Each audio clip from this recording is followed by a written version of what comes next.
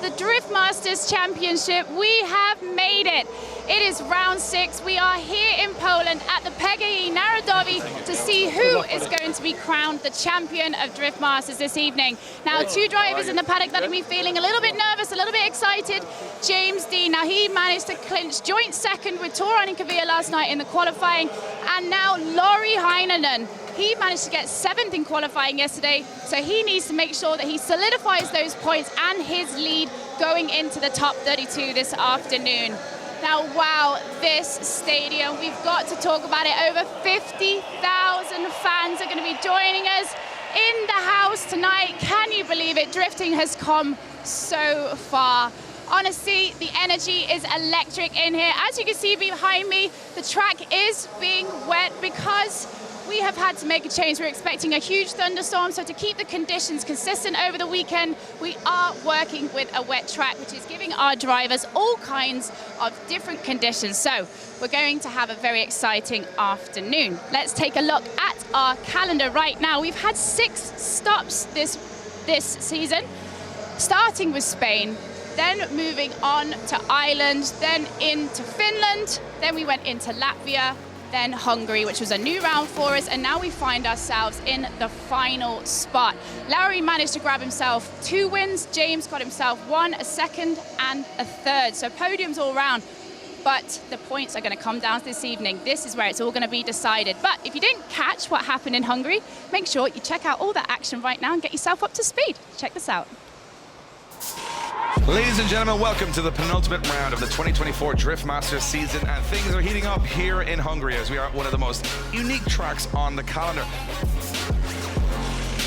The temperatures have been soaring all weekend, and so has the anticipation for this, the most, I think, important round of the season so far, because this is where championship hopes are going to be created or destroyed. Conor Shanahan, 2023 Drift Masters champion, goes up against the champion wannabe, Duane McKeever. He's had a lot of 2nd and 3rds and 4ths in this championship for the last couple of years. Here we go as they go into that first corner.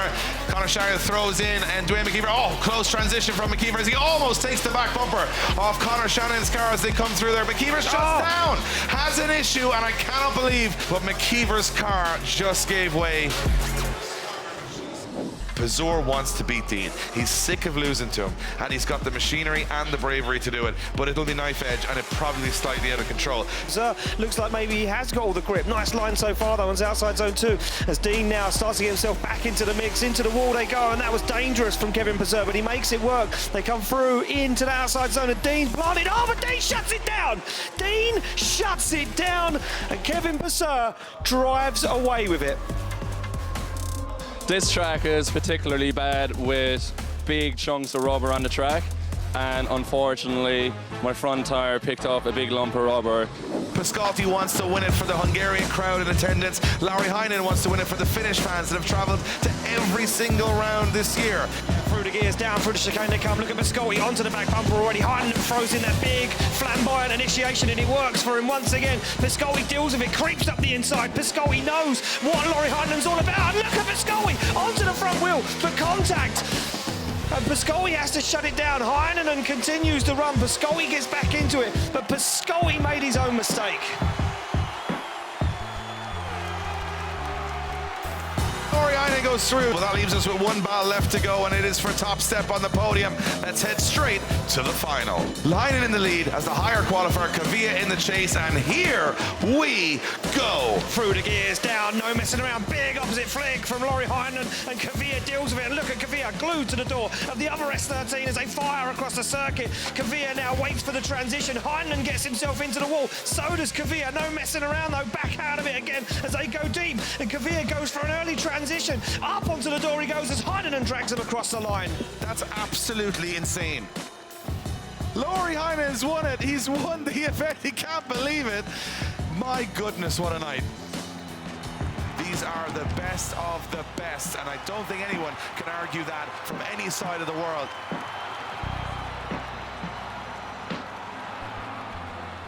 All right, so that's all the action there from Hungary. Let's take a look at our championship driver standings right now. So obviously we have Lauri Heinonen sitting out front with 389 points. James Dean in second with 321. Third, Duane McKeever with 312, followed by Conor Shanahan and Kevin Pesur. I've just jumped down to the paddock. I've actually ran, that's why I'm so out of breath, to catch up with Rintanen, because yesterday we had qualifying. You found yourself sitting in 7th position. This track is throwing up a few situations for our drivers that, shall we say, is a little bit unpredictable at times, as we saw on that inner clip there. Yeah, because we got to do the wet training like before, and it was kind of deceiving because we were running the same gear ratio than on the dry. It was so grippy. And then going into the qualifications, it started to get sketchy. And we were running still the high-speed gear ratio, so yeah, it was just too much wheel speed and too much for me to handle. So yeah, it went not so good. So last night, obviously the crew will be checking over the car, making sure everything is working in tip-top condition, and we can hear that NASCAR V8 screaming in the stadium. Is she in perfect working order right now? No, not at all. Yeah, we have a little bit of situation there. It was cylinders were full of water on the morning, so let's see how long she will run. So, I mean, I want to talk about the championship. I know that you may be just thinking, you know what, Becky, it's just another day, it's another race, we're going to treat it just like that. But you have got a good lead right now in the points, and you are looking very, very likely. It's between yourself and James Dean pretty much mathematically right now. You need to get past your top 16 battle. Are you feeling that pressure? Yeah, I'm feeling the pressure. Pressure suits me, I think. I do better when under pressure, but still I'd like to be the underdog. But yeah, we just have to focus on our own thing and try to push until the win. Well, we're wishing you the very best of luck, Larry, and good luck in your top 32 battle. All right then, guys, let's walk directly across the paddock here. We can see all the fans joining us. It's amazing to see so many people. As I said, 50,000 people are going to be joining us in the stadium. I can't tell you how much that adds to the energy of this place. I'm so happy to see that round 6 has become so busy. Drifting is growing. But speaking of growing, James Dean. There's one man that isn't going to grow anymore. Here we go. James, you obviously had the qualifying and the qualifying showdown last night. Found yourself in joint 2nd position, came 2nd in the qualifying showdown. It's looking good. Looking very good. Yeah, so great start to the event for us last night, and it was great to drive on this track, like under pressure, under full competition pressure, because we had a tough battle with Tor, and it was really good, really close, and also really close battle with Duane. So very enjoyable, even though, you know, there was 25,000 people in there last night. The atmosphere was mind-blowing. I can't even imagine what it's going to be like tonight. So I'm feeling good. The car's running amazingly. The team are working great, and we're just going to give it our best and see what happens. How was practice out there this morning? I know you obviously had some twinning battles. Everybody's kind of getting amped up, but I know practice could be a sketchy place because sometimes push a little bit too hard. Yeah, so it was quite interesting, actually, because my first practice run, I was a few cars after they wet the track, so it was kind of more similar to last night. And in my second practice run, it was just after they watered the track, and I could feel the difference of the conditions. So it is going to be tricky to see where you come out for your pair because the track conditions keep on changing. So it's something that we all have to adapt to, and just, you know, hopefully it all works out. You know, you cannot hold back because you're going to get beat. So everyone's going to push hard. It's still going to be an amazing show for the fans, and I think this is going to be one for the history books for sure. Now we've got to just talk very quickly about the championship. Mathematically, it is still a possibility, but you have to really push and go all the way this evening. Do you think you can do it? I think we can do it. Definitely think we can do it. You know, you need a bit of luck along the way, like every good result at events, and so I definitely think we can do it. Whether it happens or not, we'll see. But I'm ready to push. I'm ready to take some risks, and most importantly, I just want to enjoy this event because this is so special for drifting. And you know, we've all come so far as series, as drivers, as teams, as fans. And I want to just try to enjoy the event more so than worrying about the final result. So I'm here to enjoy it. Well, good luck, James Dean, in your top 32 battle with Ite. I'm sure we will be having a chat with you later. Right then, that's enough of me talking. We're going to hand it up to our commentators, Dave Egan and Ian Waddington, to give you a lowdown on how today is going to stack up. But I'm going to run back inside the stadium because it is going to be my favourite place to be this evening. I cannot wait to see what happens. Guys, let's go. Thank you, Becky, and thank you everyone for joining us. We are here a very special and momentous occasion for drifting once again as 50,000 fans come into this amazing stadium. Now remember, this isn't a race circuit. This is custom built in 72 hours for this particular purpose, and then by tomorrow it will all have disappeared as if it never happened. But what is going to happen in those couple of hours is we are going to crown a 2024 Drift Masters champion. We're going to have the most amazing fans from all over the globe joining us online and here in person, and we are ready to make history once again at Drift Masters. My name is Dave Egan. I'm joined as always by my good friend Ian Waddington on the mic. We're going to talk you through all of the action today, and hopefully we can keep up because it's going to come thick and fast, Ian. It certainly is, Dave. It's going to be thick and fast. There's going to be a lot of maths going on behind the scenes, and everything kind of comes down to top 32. Mathematically, we're not going to worry about that. We're going to let other people deal with that. We're just going to work through this one because I think every single battle, every run is going to be like a final. The guys are unbelievable, but we're not the guys that have got decided, Dave. It's got to be our judges. Absolutely. Our judges are going to be basically taking names. I'm seeing who goes through to the next stage of competition, and they're going to explain to you guys exactly how you win and lose here at Drift Masters. Head judge this weekend, Kevin O'Connell. Kevin, interesting track. It never existed 3 days ago, and now you got to decide a winner on it. Absolutely, Dave, and it is a very, very interesting track. It may look relatively simple, but this is an extremely technical circuit. And of course, as us judges, as always, we are being extremely technical in the way we analyze it. But from watching practice, we are going to have some amazing battles because people are getting absolutely door on door right from that initiation point. Of course, we will always be looking for the same criteria. For our lead driver, we'll be looking for them to hit all of those clipping zones, maintain nice consistent angle throughout the track, and do so that the chase car can follow, means making as very little mistakes as physically possible. But of course, we all want to see those amazing chase runs. And what we're going to be looking for from those chase drivers is to maintain as close proximity for as long as possible, initiate no later than the lead driver, match or better the lead driver's angle. That's going to be really important here. And of course, mimic those transitions throughout the lead driver's line. Thank you, Kev. Sounds easy.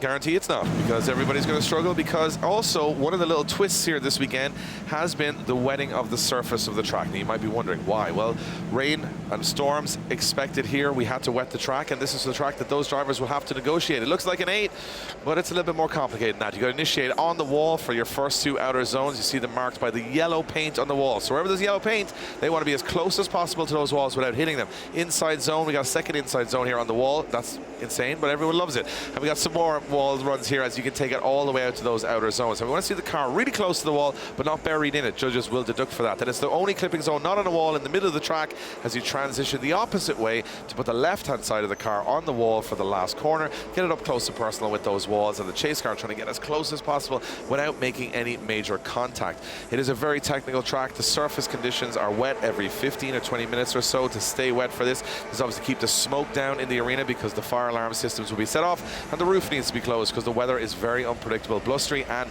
expected heavy rainfall later today. So let's have a quick look at this, what's ahead of us today, and this is what's going to be a very interesting top 32. Amazing drivers left and right. We'll talk you through it all, but the big battles we got to look at is the first one. Duane McKeever, if he loses his battle in the top 32, his championship run race is over. If we go to James Dean, similar against Ete Sada, if he loses that battle, his championship run is over. Laurie Heinen must win his battle if he has everyone else still in the mix, and Laurie Heinen against Adam Zalewski will be the highlight battle of this top 32. Laurie Heinen wins that, he's one step closer to the championship. If he loses it, he opens the door for Duane and McKeever at that point. That is how we stand in the championship, but we've got 32 of the best from all across the globe mixed together, tons of different machinery, color schemes, backgrounds, ability, and it's all here in the stadium for your entertainment for the rest of this competition. As you can see on the track, first 2 battles are warming up, and again a championship battle is on the line. Duane McKeever, well, that mechanical failure in Hungary has put him way back in the order. He was on the charge. He could have got to the podium, but he didn't. And now he's got to fight from the back. And this is the toughest place for Duane McKeever of the season. If he loses to Bagsy here, he's out. Well, the tension is rising. The crowd are getting packed into the stadium, and we are ready to send it for our top 32.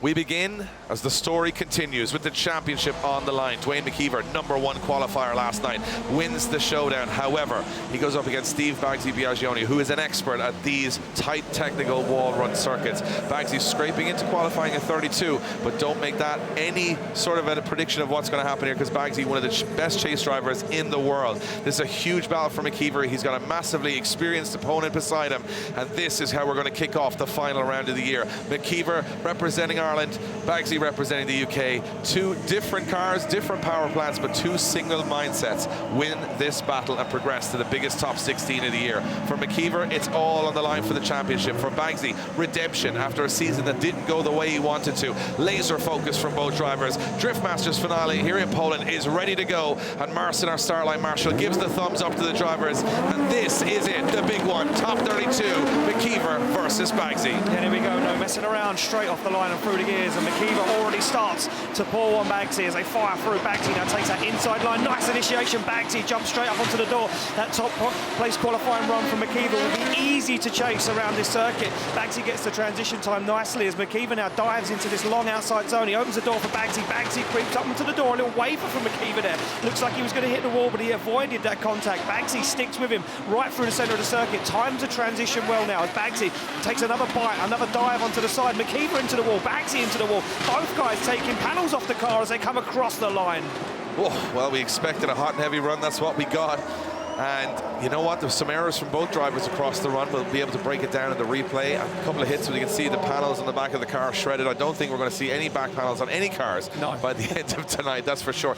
Look, to me, Bagsy just waited for McKeever to make the move on the initiation. Came in late on initiation, but made it work. Got into the pocket. McKeever's lead run has been, you know, laser focused from qualifying. Really solid here. Bagsy doing a good job in the chase run, not over committing. You can also make contact with the lead car very easily here, so you don't want to throw it away that way. Look at this, both cars very close to the wall. McKeever a foot off the wall the whole way around there, which was really nice driving in that lead position. Bagsy in the pocket. This is where Bagsy, I think, makes a little error. He hesitates on the transition just a little bit. He backs off, hits the handbrake here, and when he gets back on it, the car is washing quite wide, and he gets into the wall. So does McKeever. So judges might look at it like McKeever led Bagsy that direction, or both drivers made independent mistakes. Other than that, I think that was pretty solid from both drivers there. Yeah, exactly that, David. That's exactly what we expected from Duane McKeever, that clean lead line, but there were a few hiccups in there. He did hit the wall on that first outside zone as well. Tagged the rear wheel on there, the car bobbled a little bit. Judges will be looking at every single mistake, because these guys are going to be so close that one little bobble, one little mistake, that could knock you out of the battle. Well, with McKeever now, championship on the line. If he loses this battle, he's out of the championship race and will have to settle for third or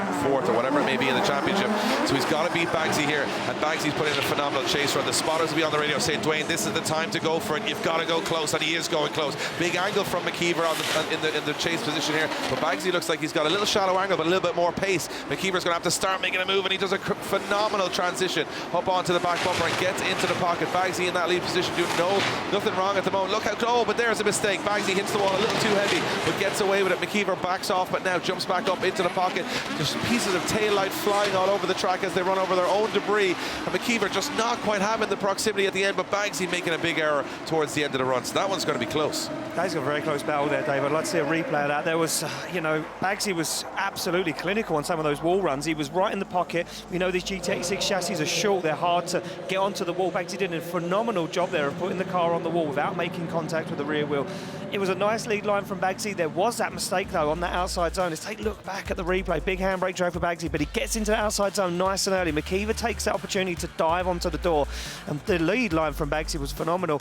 And it just opened the door, really, for McKeever to take that chase. Look at this. Boom. Nice transition from McKeever there on the handbrake as he dives into this zone. I think he had to do it. He lost a bit of ground over that first corner, so he got back into it, and this is really good from Bagsy here in the lead run.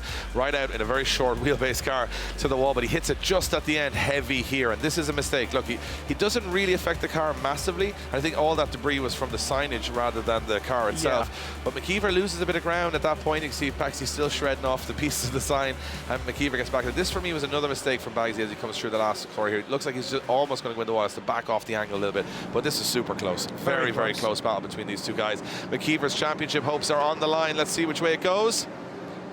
And he's still in the mix. Duane McKeever gets the win and goes to the top 16. Bagsy bows out. And I'm just get a quick word from you, Kevin. Very quickly, very close battle, but what did it come down to? It really all came down to the lead runs, Dave.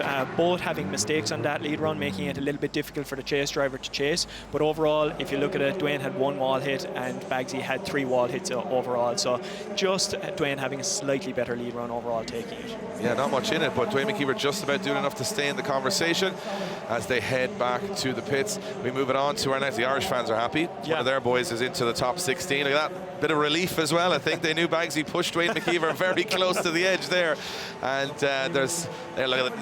we're getting warmed up in here. The atmosphere is starting to build. The seats are starting to fill up. The seats are starting to fill now, Dave, as well. And we now move on to another battle. Ryusei Akiba, his first battle in Drift Masters, struggled a lot this season with the change of style from Japan to Europe. He got a 90 qualifying yesterday. He said he's really feeling comfortable on the track. He said, I haven't had a chance to show my chase ability this year.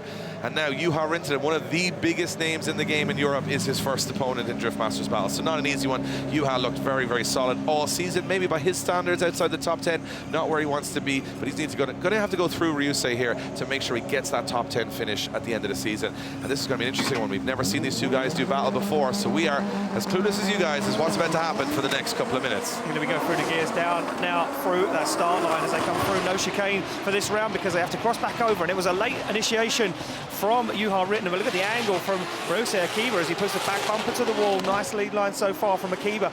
And now Rintanen starts to make a charge. Now he starts to find the side of that green and yellow S15 as Akiba starts to pull away a little bit. It's starting to find some pace. Shallows up the angle.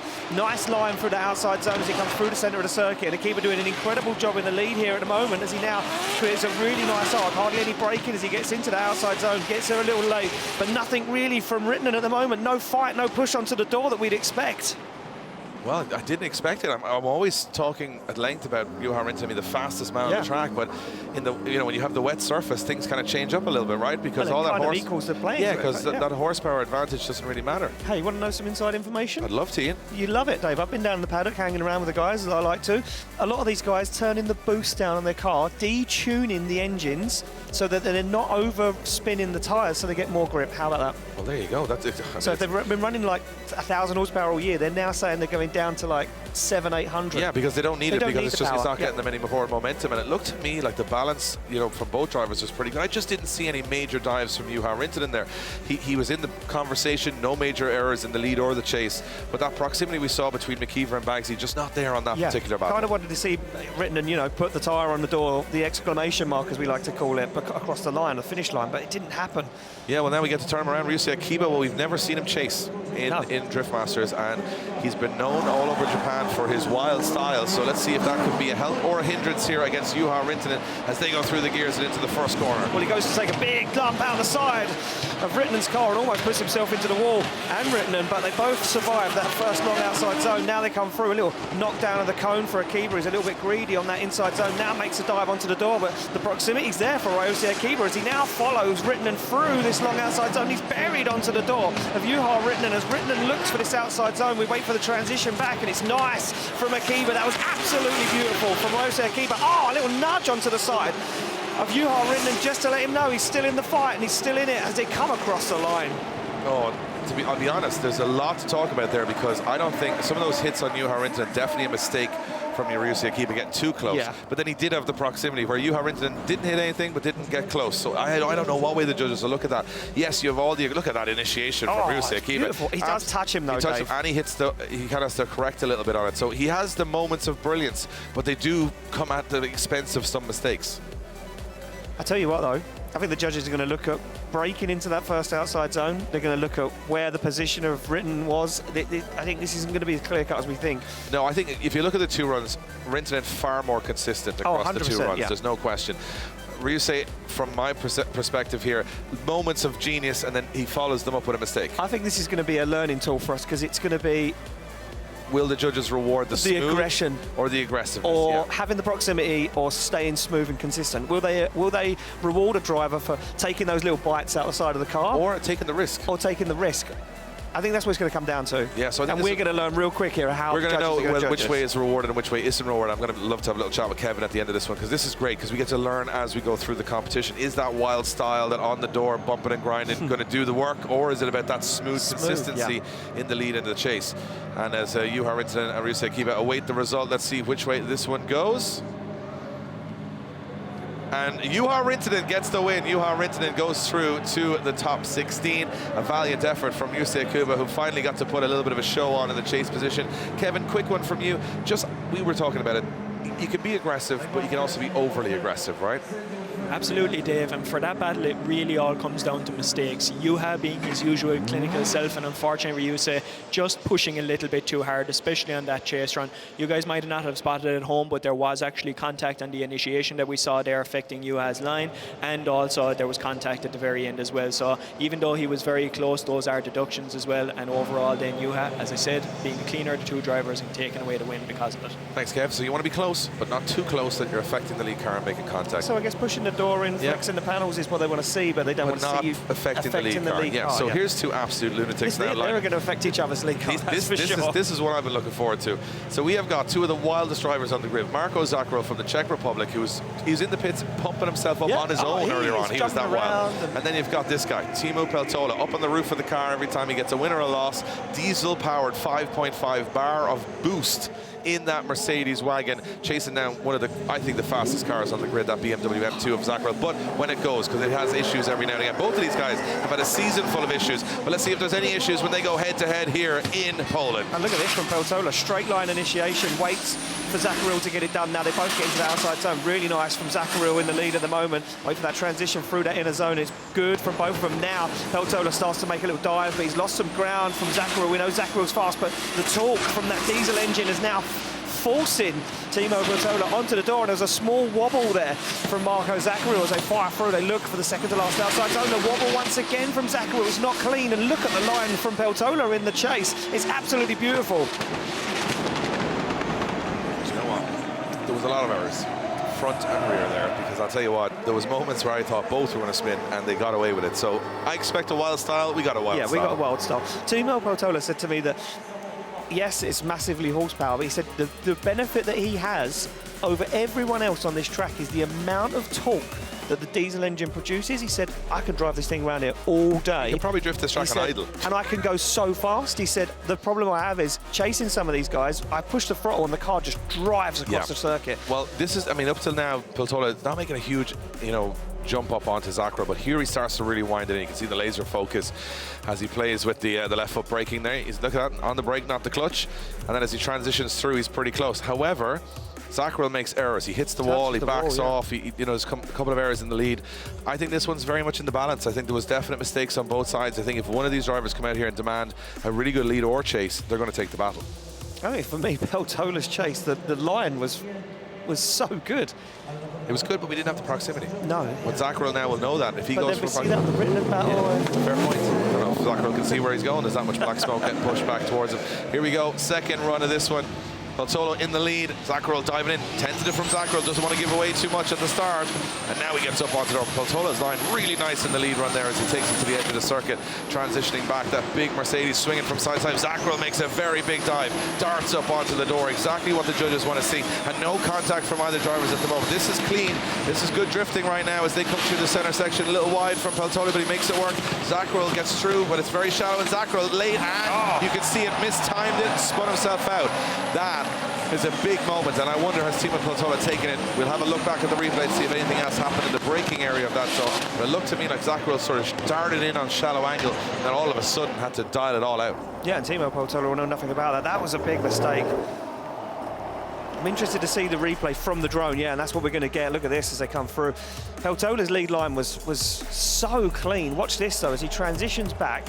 Zakouril goes for a big dive on the door. Yeah, look at the amount he has to brake, and then he throws the car on an angle, and he's like, I'm in the wrong place.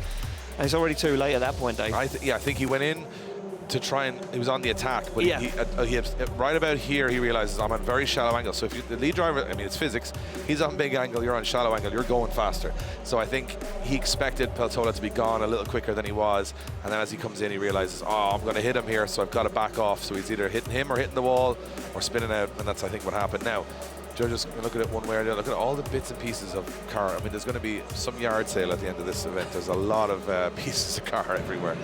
Well, the two guys are out of the car. Teemu Peltola. He could be the first person to ever make a top 16 with a mullet. That could be something that happens this weekend. It could be something that we've never seen before. And but Marco Zakouril, I mean, looking at the body language, you see a sort of forlorn Zakouril and a smiling Peltola. So maybe they're predicting this one themselves, and that might tell the story as well. So let's see which way it goes. Top 16. And Teemu Peltola from Finland gets it. He's going back up there again. He's on there. He fell off. Oh, he's fallen into the scoop on the roof of the bonnet. He's broken his leg. He's barely made it, and he fell off the car in Riga, fell off the car here in Poland. But you know what? He's into the top 16. What an entertainer. What a showman.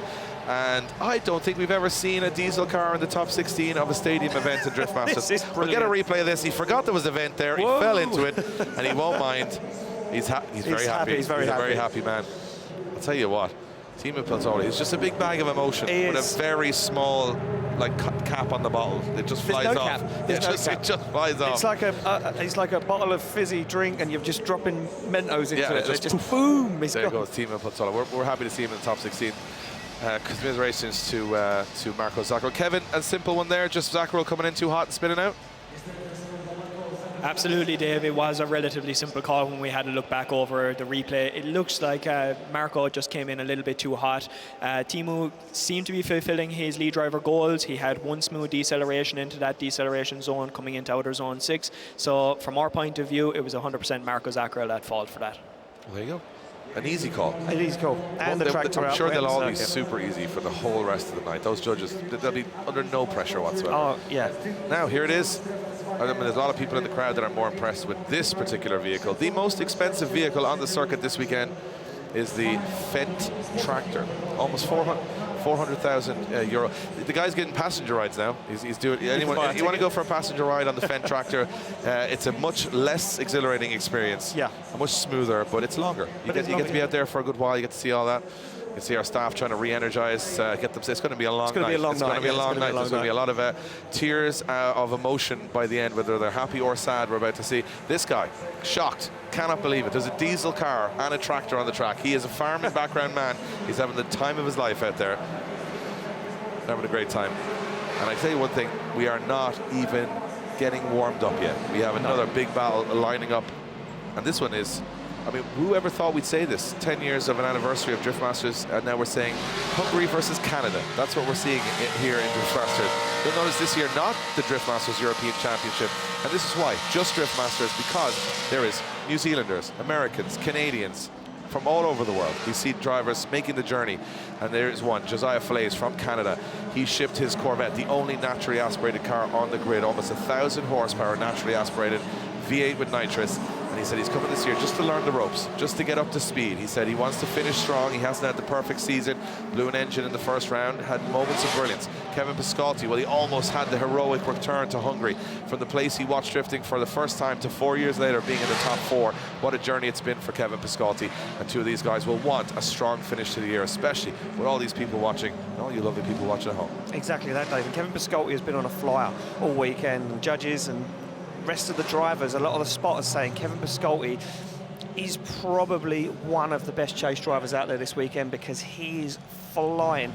He could be a man, but we could see on the podium. But previous form is great, but when you put everything in the mix in the stadium, anything can happen. A little bit of pressure, it matters when it matters. When you're in practice, you don't win or lose. But there was no one in the grandstands during practice, and now the place is starting to fill up, and by the time we get to top 16, it'll be a full house, Dave. Absolutely. Well, we're about to kick it off here as we've got Kevin Piskolty versus Josiah Fallaise, and this is going to be an interesting one. Josiah's had a wild style all year. It's cost him some runs, it's gained him some wins, so let's see if he can win his first battle, if I'm not mistaken, in Drift Masters this year. He's gone up against Kevin Piskolty. Not easy, and it never is easy. This is where you come to basically learn your trade. The best of the best are here. There is no easy battles. There is no luck. You've just got to be on it, machine and person from the start. And here we go. Looks like we're ready to send it. Marson gives the word. And look at Josiah Fallaise. He's ready for this one off the start before Piskolty. This one's going to be fireworks. It certainly is, Dave. Two guys that are hungry to get a spot in the top 16. Oh, and he nudges the side and gets wedged in there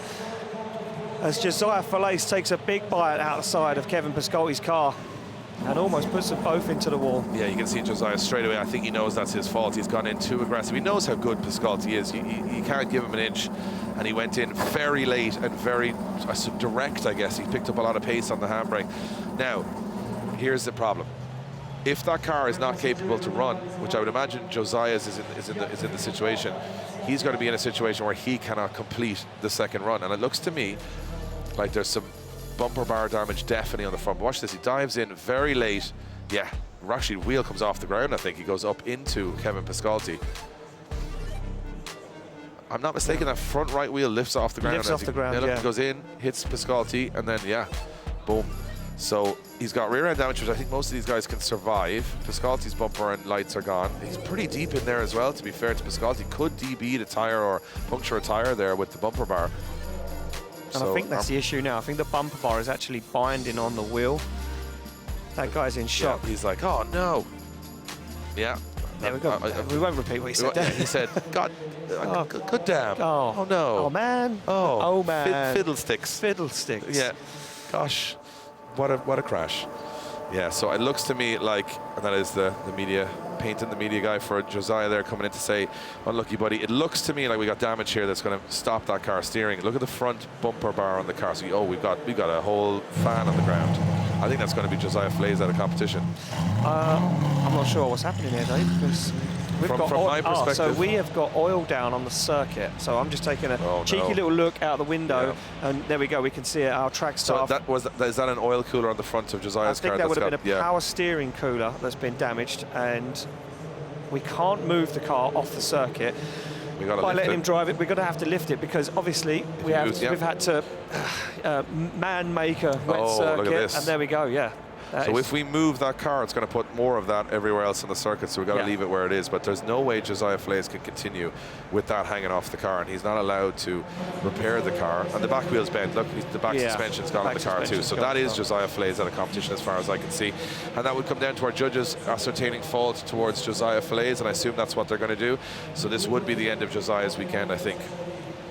Yeah, unfortunately so, Dave. So we can see our track staff down there now. They're going to get that clean up in operation and try and get this oil spill cleaned up. As you can see there, you can see the bead of oil, and that is not in a great place for the rest of the guys coming through in top 32, because obviously now that is going to make that first outside zone fairly slippery. So I do believe with that call from the judges that if it is down to Josiah Fallaise, so I do believe that we're going to send Kevin Piskolty back to the paddock to get that car checked over.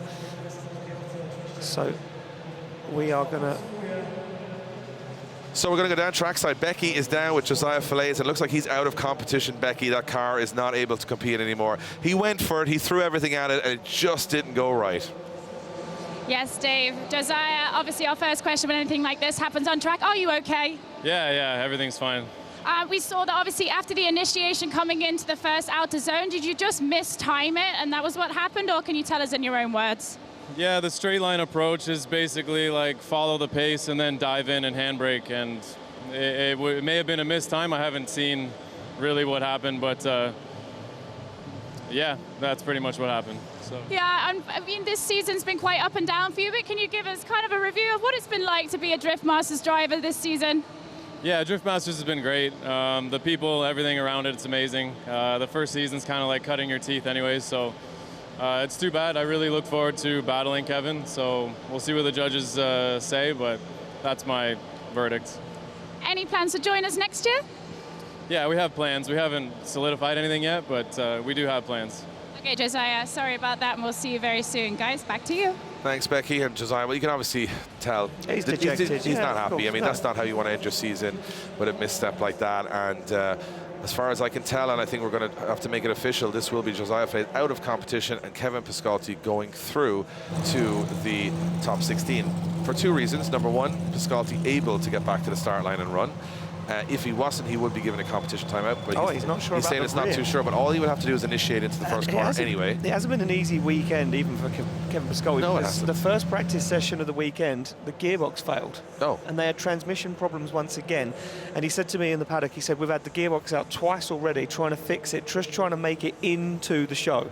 Yeah, so this is unusual. So you know we have these grabbers that pick these cars up and put them, but they don't do that either because they want to reduce the amount of oil that's put on the circuit. Now you've got a wet surface, and now you've got oil, and now you've got championships on the line. I'm just going to put it out there that it's getting a bit sketchy out there. We are in for a very roller coaster-esque end to the season as Josiah Fallaise, through no, fault of his own. It was fault of his own, but no.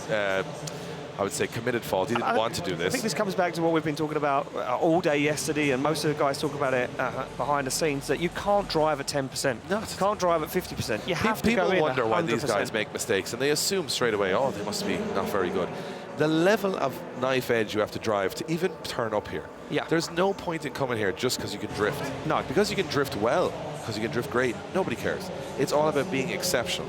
And you know that you make mistakes because you're trying to beat a guy that's not going to make those mistakes, or that will do the exact same the other way around and push 110%. And a lot of drivers say to me the last thing they want to do is leave an event where they feel they left something on the table, that they were not brave enough, because you sit with that for weeks and weeks knowing that you didn't even give up a fair fight.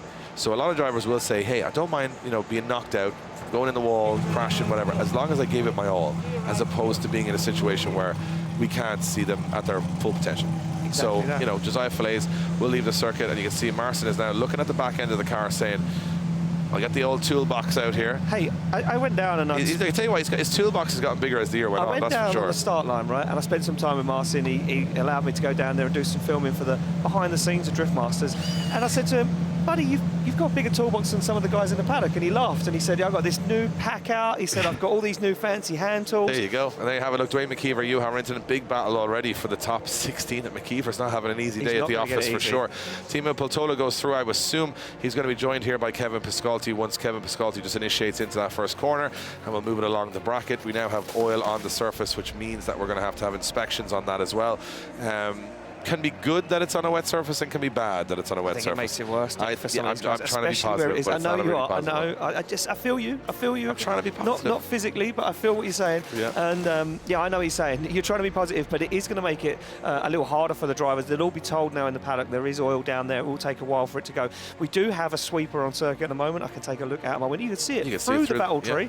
It is going to be trying to get rid of all those granules and try and clean it up. And I do believe maybe the water truck will come out to try and wash it away as well, Dave, a little bit. We do have the technology. We have the facilities. There we go. If we were ever in a place to clean up a track, this is that we have more vehicles that are basically more vehicles that can clean things. If you're into agricultural vehicles, this is the place to be this weekend. This is a showcase for 2024's fleet of cleaning vehicles and agricultural vehicles this weekend. And look, this also had two people apparently need to operate this machine. I don't even know what this machine is called. A sweeper? You know when your boss says it's not a two-man job? Yeah, that is. It's a two-man job. I don't know what the other guy's doing. Any guesses? Let us know. I'm not sure. One guy's driving, the other guy's doing what? Maybe one. Well, he's got something. He's in there. He's got some levers in there. I don't know what he's doing. Maybe he's putting up and down the cleaner thing. Certainly, we aren't. We are not pros on road sweeping equipment. Well, we don't know much about drifting. Never mind cleaning up after it. So I'll tell you what, we're all guessing here. But yeah, just trying to make sure that there's a lot of granules put down there to try and get as much oil off the surface as possible, which is not going to make it easy. That's going to put a bit of mud on the surface as well, which again will get fired into the windscreen of the chase car as well. So it's just one of those weekends where anything can happen. And look, we're going to have incidents. We have a fully walled track. This shouldn't be a surprise that people are going to go in the wall. And look, if you've been watching Drift Masters for the last 10 years or 7 years, and you've been in it, watching it all as it unfolds, you'll know that this is a common occurrence at some of these walled arenas that we have in Poland. And do you know what's interesting? I'm just noticing that Kevin Piskolty not running any windows on this car. I wonder, does a lot of the water get fired up onto his? You can see them on his visor on his helmet. Yeah, so he's having a great time. I mean, he's happy. Yeah. He's just like, he might as well just dry myself off here. Got pretty. He's the happiest man in the world right now. He's forgotten where he is. He's like, I just want to be dry. Believe it or not, it's really warm down there. It is. It's very humid in the stadium. Very humid. And here you go. I'm still not convinced the second guy's doing much in this cleaner. I think he just likes being out involved. I think you're calling him out a little, Dave. Maybe he's in training. If his boss is watching, he's probably going to get him called in Monday morning like... So I see you sitting in the side of a sweeper there going around watching all the drifts all weekend. One of the best seats in the house. Got a few free spin around the track. He's getting more laps of the track than most of our drivers. We haven't done a lap of the track. No, this guy's done it. Look. Oh, he's got. What is this? He has control of something. He is. Yeah, he is. See? Yeah, he's doing something. Well, at least we'll say he is. So we got to do a couple more laps of the sweeper. I mean, this is really riveting stuff. Yeah. But these people are having fun. They got their Lithuanian hats on. Waiting for Benedictus Cherba's coming out later on. They're looking forward to seeing him on the circuit. They're like, I love this. They look at the screen and go, oh, that's right beside us. That's us. There you go. Having a great time. Look at that. Everyone's on their phones saying, I'm having the best time, LOL. Hello. Yeah. They're all sending the Instagram. That guy at the bottom's like, I'll tell you what, that second guy in the sweeper is doing nothing. That's what he's saying. He's saying, that's what I do for a living. There we go. Some Laurie Heinen fans. Yeah, Laurie Heinen fans are always pumped up. Well, they're going to be on the edge of their seat in a few battles' time, that's for sure. Yeah. I'll tell you what. But the thing is, that's the thing. All of Laurie Heinen's fans are going to be like, this is our moment. We've been waiting for, what, 4 or 5 years? Yeah, wow. And there's never been a Finnish this is a role reversal of... come on, lads. What's going on here? Marston and Kevin Piskolty. Kevin's like, look, if this doesn't work out for me, I can do the start line. Yeah, Kevin Piskolty's like, I might do the start line for a bit. Because Marston's eyeing up the job in the sweeper. He says, your man's doing nothing all day. I can get in there to get paid. So as you can see, fans rolling in. We're going to be packed house by top 16. The lights are going to go down. We've got tons of surprises. We've got pyro. We got... Stop it. We said we wouldn't do it. We're not allowed to say what's coming, but a lot's coming. There's a lot coming. Yeah, so we want to, you can see Maciek Polity. Interesting Maciek Polity, the guy on the black hoodie on the track that you see making all the calls, who is our technical director. I would say the grandfather of drifting in Poland. We had 100%. A whole video on the 10th anniversary here in the stadium last night. He started in a Ford Escort with an open diff. An open diff, yeah. Which sounds ridiculous, but that's where drifting started in Poland. He was one of the first drivers to bring the sport here, and here he is at the top level, probably 20 years later, as our technical director. Who knows more? Something funny? Nobody. Nobody wants to know something funny. Is that what you said? No, I said nobody knows more than Maciek Polity. No, he doesn't. I met Maciek Polity 13 years ago at a drift event in the UK, and he signed a poster for me. No way. And now there he is on a scooter. We work alongside each other. This guy here. Not technically, no, but we work alongside each other. You wonder who's making these calls, and you might say, oh, who's making all these calls to the track? Well, it's the most experienced drifter in Europe, and he's on the track making those calls, ex-professional, and he's been behind the scenes from start to finish for all 10 years of Drift Masters. And as you can see, he's just shouting at the other guy in the sweeper saying, you're doing nothing. Why don't you get out here and sweep this? Why are you just sitting in there? So they're getting ready to make sure that this track is as good as possible. And I would imagine Kevin Piskolty is going to be the first man. At least it's not a pressure run for Kevin Piskolty in these conditions. He just has to initiate and get around the first zone, or even before that, and he will get the win and go to the top 16. Not convinced. It is a two-man job. Not convinced the first guy couldn't do that as well. So we got a lot of oil down. There you go. More popcorn. This guy is like, give us some popcorn, man, will you? I still never got any popcorn. Well, that kid hasn't got any either. He's just watching his man eat popcorn, furious. He's like, oh, she just got all the popcorn out. I'm not allowed to eat it. Nothing. Yep. So here we go. Sweeper doing a good job on the inside clip there, and he's going to head off. Bad line, though. Yeah. Judges won't like that. David Callas would not like that. Straight. The judges actually scored the sweeper down there for that. Yeah. Inside zero. zone. That's opposite drift. They don't know how to turn it off. They don't know how to turn it off. And Piskolty now, all he's got to do is initiate into the first corner, and he will get the win. Josiah Fallaise will be out of the competition, and he would be given a competition timeout anyway for not being at fault for the incident. So this is kind of Kevin Piskolty going out there to just see how slippery that first corner is. Piskolty throws in. I would imagine he's definitely got alignment problems on the back end of the car due to the hit with Josiah, but it looks like the car is performing pretty okay, and Piskolty's taking an opportunity to do a lap of the circuit anyway. So this is going to be good news for whoever's following him, because he's going to disperse some of those granules on the track in a non-competitive run. Oh, a little bit of smoke from Kevin Piskolty there as he sits on the front brake. So definitely a lot of wheel speed in that BMW as he goes around the circuit. Piskolty into the last corner. We're going to see the behavior of the car and see if that oil is an issue. Let's see, here we go. There you go, through it. It looks pretty okay. Luckily, a little work. Yeah, that's work. Kevin Piskolty says, I'm in the top 16. Biggest event of the year. Wheel always bent on that car. I can just see it there. There's definitely, that wheel is not 100%, but he just did a pretty good lap. He did a pretty good lap with a bent wheel, so let's see what happens when he gets it all back to 100% for the top 16. Piskolty takes the win for Hungary and goes through, and the lights are starting to dim here in the stadium. The artificial lights are starting to come on. And we're going to get into Becky. Becky, you're with Conor Shannon. He's having a look on. It must look pretty treacherous out there. I am, Dave. Just catching up with Conor right now. He's got Mika Keski-Korpi in his top 32 battle. As we've watched over the season, Conor, you had Mika in Finland, and actually it was Poland this time last year that you had him as well. So what are your thoughts ahead of this battle? Obviously, you're in 4th position. You could still take a podium if you manage to get enough points. So what's happening for you right now? Just trying to stay calm, enjoy the process. To be honest, it's a very different mindset than I had this time last year, so I'm just enjoying it. It hasn't been the best practice session. We had some small problems, but you know, it's been one of those years. I guess it couldn't have finished without being a stressful one, so I'm trying to stay happy. All my friends are in the stands. My Irish fans came out in force this weekend, and that's what's amazing. I'm here to enjoy the show, put on a show for you guys. Let's go. Thank you so much, Conor, and good luck in your top 32. Well, all smiles, Conor Shanahan. A lot less pressure than last year, A lot less which pressure. I think he doesn't enjoy. That he has less pressure. And Peter Vicek said exactly the same thing. He said, I'm here for the moment, not the championship. Yeah. He said, and I think that's going to be more fun than trying to fight for the championship. I think we'll see better driving too. Yeah, They won't be so 100%. cagey. Anyway, let's see what we get from these two. This is going to be a good one. Kevin Pesur knocking on the door, currently 5th in the championship. Wants a top 5 finish. He was Rookie of the Year last year. Top 5 finish this year would mean he's the fastest rising driver in Drift Masters history. Just putting that out there. Juha Pöytälaakso, well, he's the cagey Finn. He's been around for a long time. The visor goes down and he's business time. He needs a podium. He hasn't had one in a very long time, and that's what's going to be the business mindset for Pöytälaakso this weekend. Let's see what happens as they come off the line.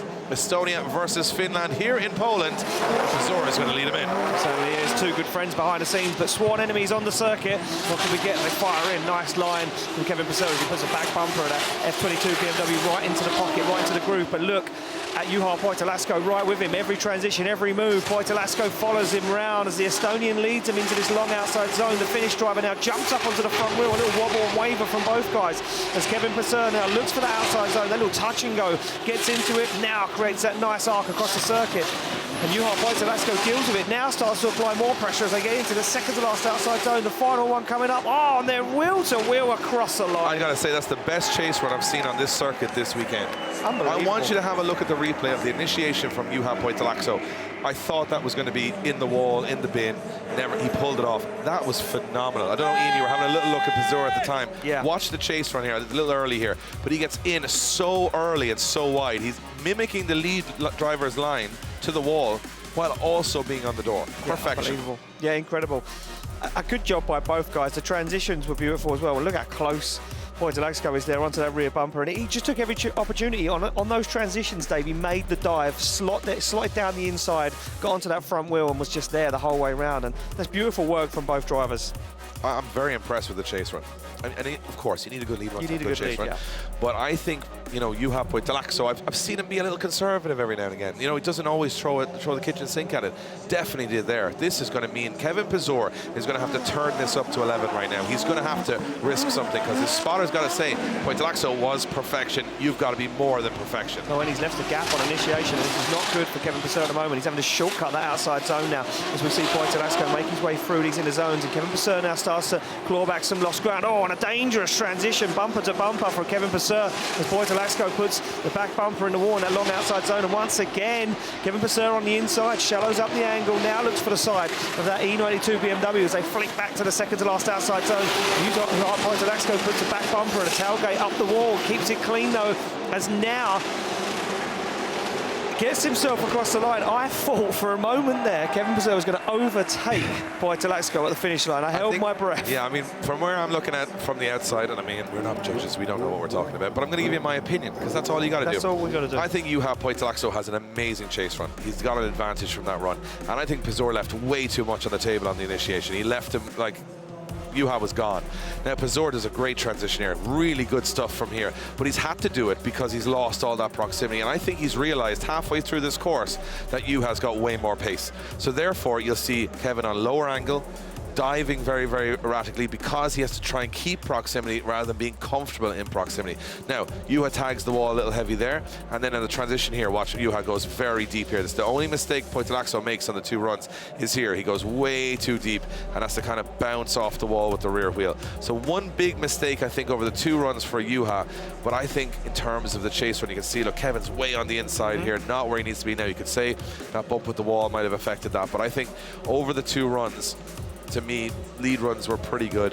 It looked to me like you had a much more controlled chase. He was much more in the zone with the lead driver rather than on the inside of the track trying to catch him up. So let's see which way the judges go. I have no idea. No.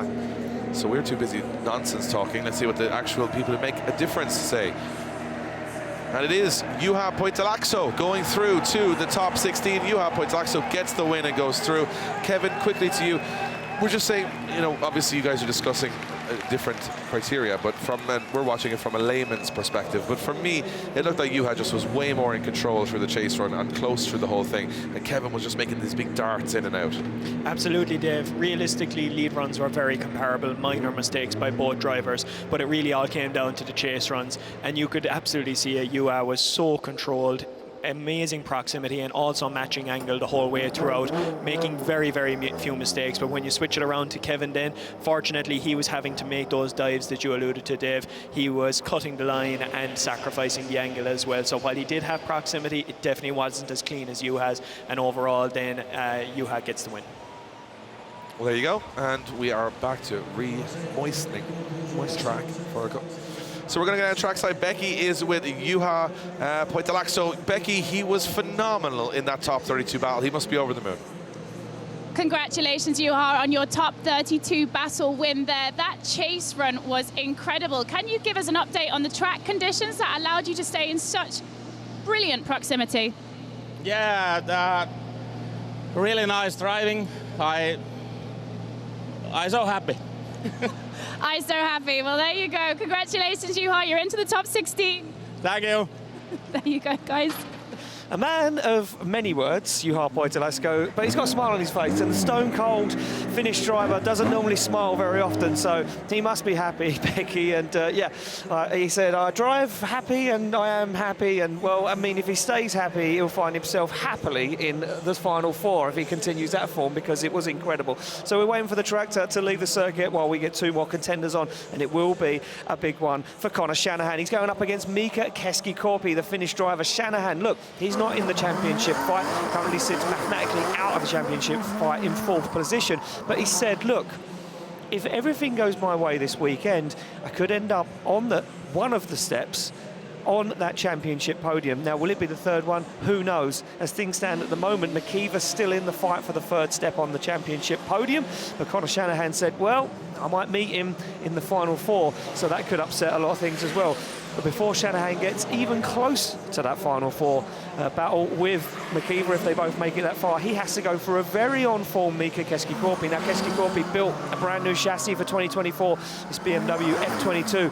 He said he invested a lot of time, money and effort to build this chassis throughout 2023. They did a lot of testing in Finland before they came to the first round in Spain, and the car, he said, has worked flawlessly all season. He had a big upset in Hungary where he hit the wall and took the wheel off the car, and you can see the suspension and the coilover and the spring all across the track, and he wasn't a happy man, but he's back on form, repaired the car for this weekend, and he says, I really like this circuit, I really like driving in these walled stadiums. What can he do this weekend? He once again faces off against Conor Shanahan in the top 32 at the final round.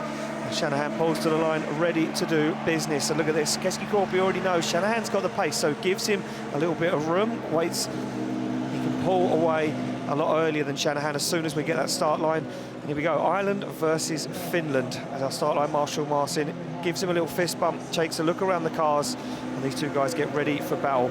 Keski-Korpi happy and smiling. He's pumped to be here in this stadium. He said, take a look around here, and he said there's 50,000 people who are going to be here this afternoon. What an atmosphere, what an occasion. Yeah, but also for Keski-Korpi, he's going against last year's winner. Yes. So, I mean, Conor Shanahan can only do worse. Of course. Or equal his result from last year here. So, Keski-Korpi, I think for me, has it all to do. Yeah, well, I mean, look, he's been doing it in practice. Can he do it right now?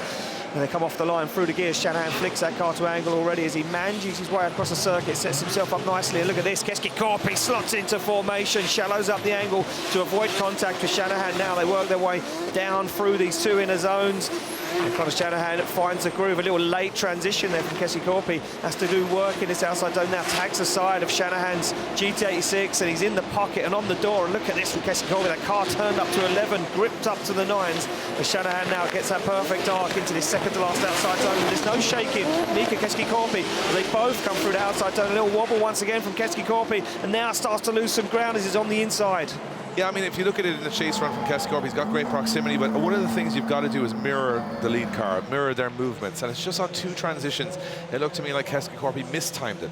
He wasn't in sync with Shanahan. Everywhere it was sort of stable in the corners, he was really good. Yeah. Just watch this on the replay. He kind of just transitions quite late. He doesn't transition with the lead car. No. And the judges will be watching that, and you know, that's I would say an error, but other than that, he was really good in the chase run here, right? Gets on the inside, and just watch the transition for Shanahan, watch the Keski-Korpi. He gets a little close there, and he has to kind of delay his transition. So he loses a little bit of ground, has to cut the corner to get back with Shanahan again. Other than that, Keski-Korpi's right up on the door. And what I love about Keski-Korpi's style is once he's there, he's very consistent, very smooth, and he knows exactly what he's doing. But watch this second transition, same thing again. He gets in, he sort of transitions, he takes a little bit of time and then goes on bigger angles. So it just doesn't seem as fluid as the lead car to get up on the door instantaneously. And I mean, I'm really splitting hairs here, but again, on the inside here from Keski-Korpi to me, now that could be a little remnants of the oil there, could be anything that's causing that, but it's going to be judged the same. So I think in this position, Shanahan now, his spotters will be on the radio saying, just get close on the transitions, that's where you can make the difference. Keski-Korpi's got to put in a stronger of a lead run here. Certainly has, Dave. Here we go, he flicks that car into initiation, now finds that nice outside line and opens the door for Shanahan. A little bobble on the wall there for Mika Keski-Korpi. Look for the transition now as Keski-Korpi was the front bumper very close to the wall, but the transition from Shanahan was absolutely beautiful now as he shallows up the angle and looks for that front wheel, that BMW. They come through the outside zone. Shanahan not being shaken right now as they go through the centre of the circuit. A little left foot brake there from Shanahan to balance that car on throttle as he comes through now into the second to last outside zone. Both guys wobbling a little bit as they get into the last outside zone. A tag on the wall once again for Keski-Korpi. You know, it's funny. It's very strange how I talked about that mirroring the lead car, and Shanahan's so much braver in the transitions, and you know, he was diving with the lead car to get right back on the door again and not cut the circuit. Keski-Korpi, to be fair, does a really good lead run. It's really, really smooth. I love the entry from Mika there. It was really aggressive, fired it to the first corner, and as he went through there, but I mean, to me, that managed aggression from Shanahan throughout the run, just being on the door, just trying to stay there where he needs to be. But I'll be honest with you, from my perspective, it looks to me like, look at this, he's transitioning mirror image with the lead car, and that just helps you there because you don't have to dive across the track there. That said, Keski-Korpi's lead run is phenomenal. So the judges will be looking at that lead run very carefully, and I'm not sure if there's a possibility that even Mika's lead run was better than Shanahan's in some areas. So it's going to be close. Yeah, it's going to be very close, Dave. But this one for me, look, he transitions just in the pocket, gets in there early, and we saw Mika on the inside of the circuit towards that section of the track. So it looked to me like Shanahan looked more in control, but then you got to look at that lead run from Keski-Korpi. A little bump on the wall there just at the end. Yeah, it was the one little bit for me. Yeah. It was the one little mistake in the lead that kind of popped up. We are going to be split, and you can see the Shanahan fans, you know, not bothered at all, not even that emotional about it. No, it's just an easy day for them. So let's see which way it goes. Will it be 2023 champion Conor Shanahan, or will it be Mika Keski-Korpi take down the big name? Not on this occasion. Conor Shanahan gets the win and goes through to the top 16. I think Mika will be disappointed with that one. He didn't make any major mistakes, but as far as I think it would, from my perspective, it will be, yeah, just proximity in the chase. I mean, we've got two really good lead runs from two phenomenal drivers, and I think that was, for me, that transitioning. If you can get it mirrored with the lead car, dive in almost instantaneously, you're getting so much more proximity than a driver who's taking time to get back on the door. Yeah, 100%. So you're getting more proximity for more of the run. I'm not trying to explain it too detailed, but you get my point. Okay, I know what you're saying. You know what I'm saying? Oh, we're starting to agree. 6 rounds in. 6 rounds in.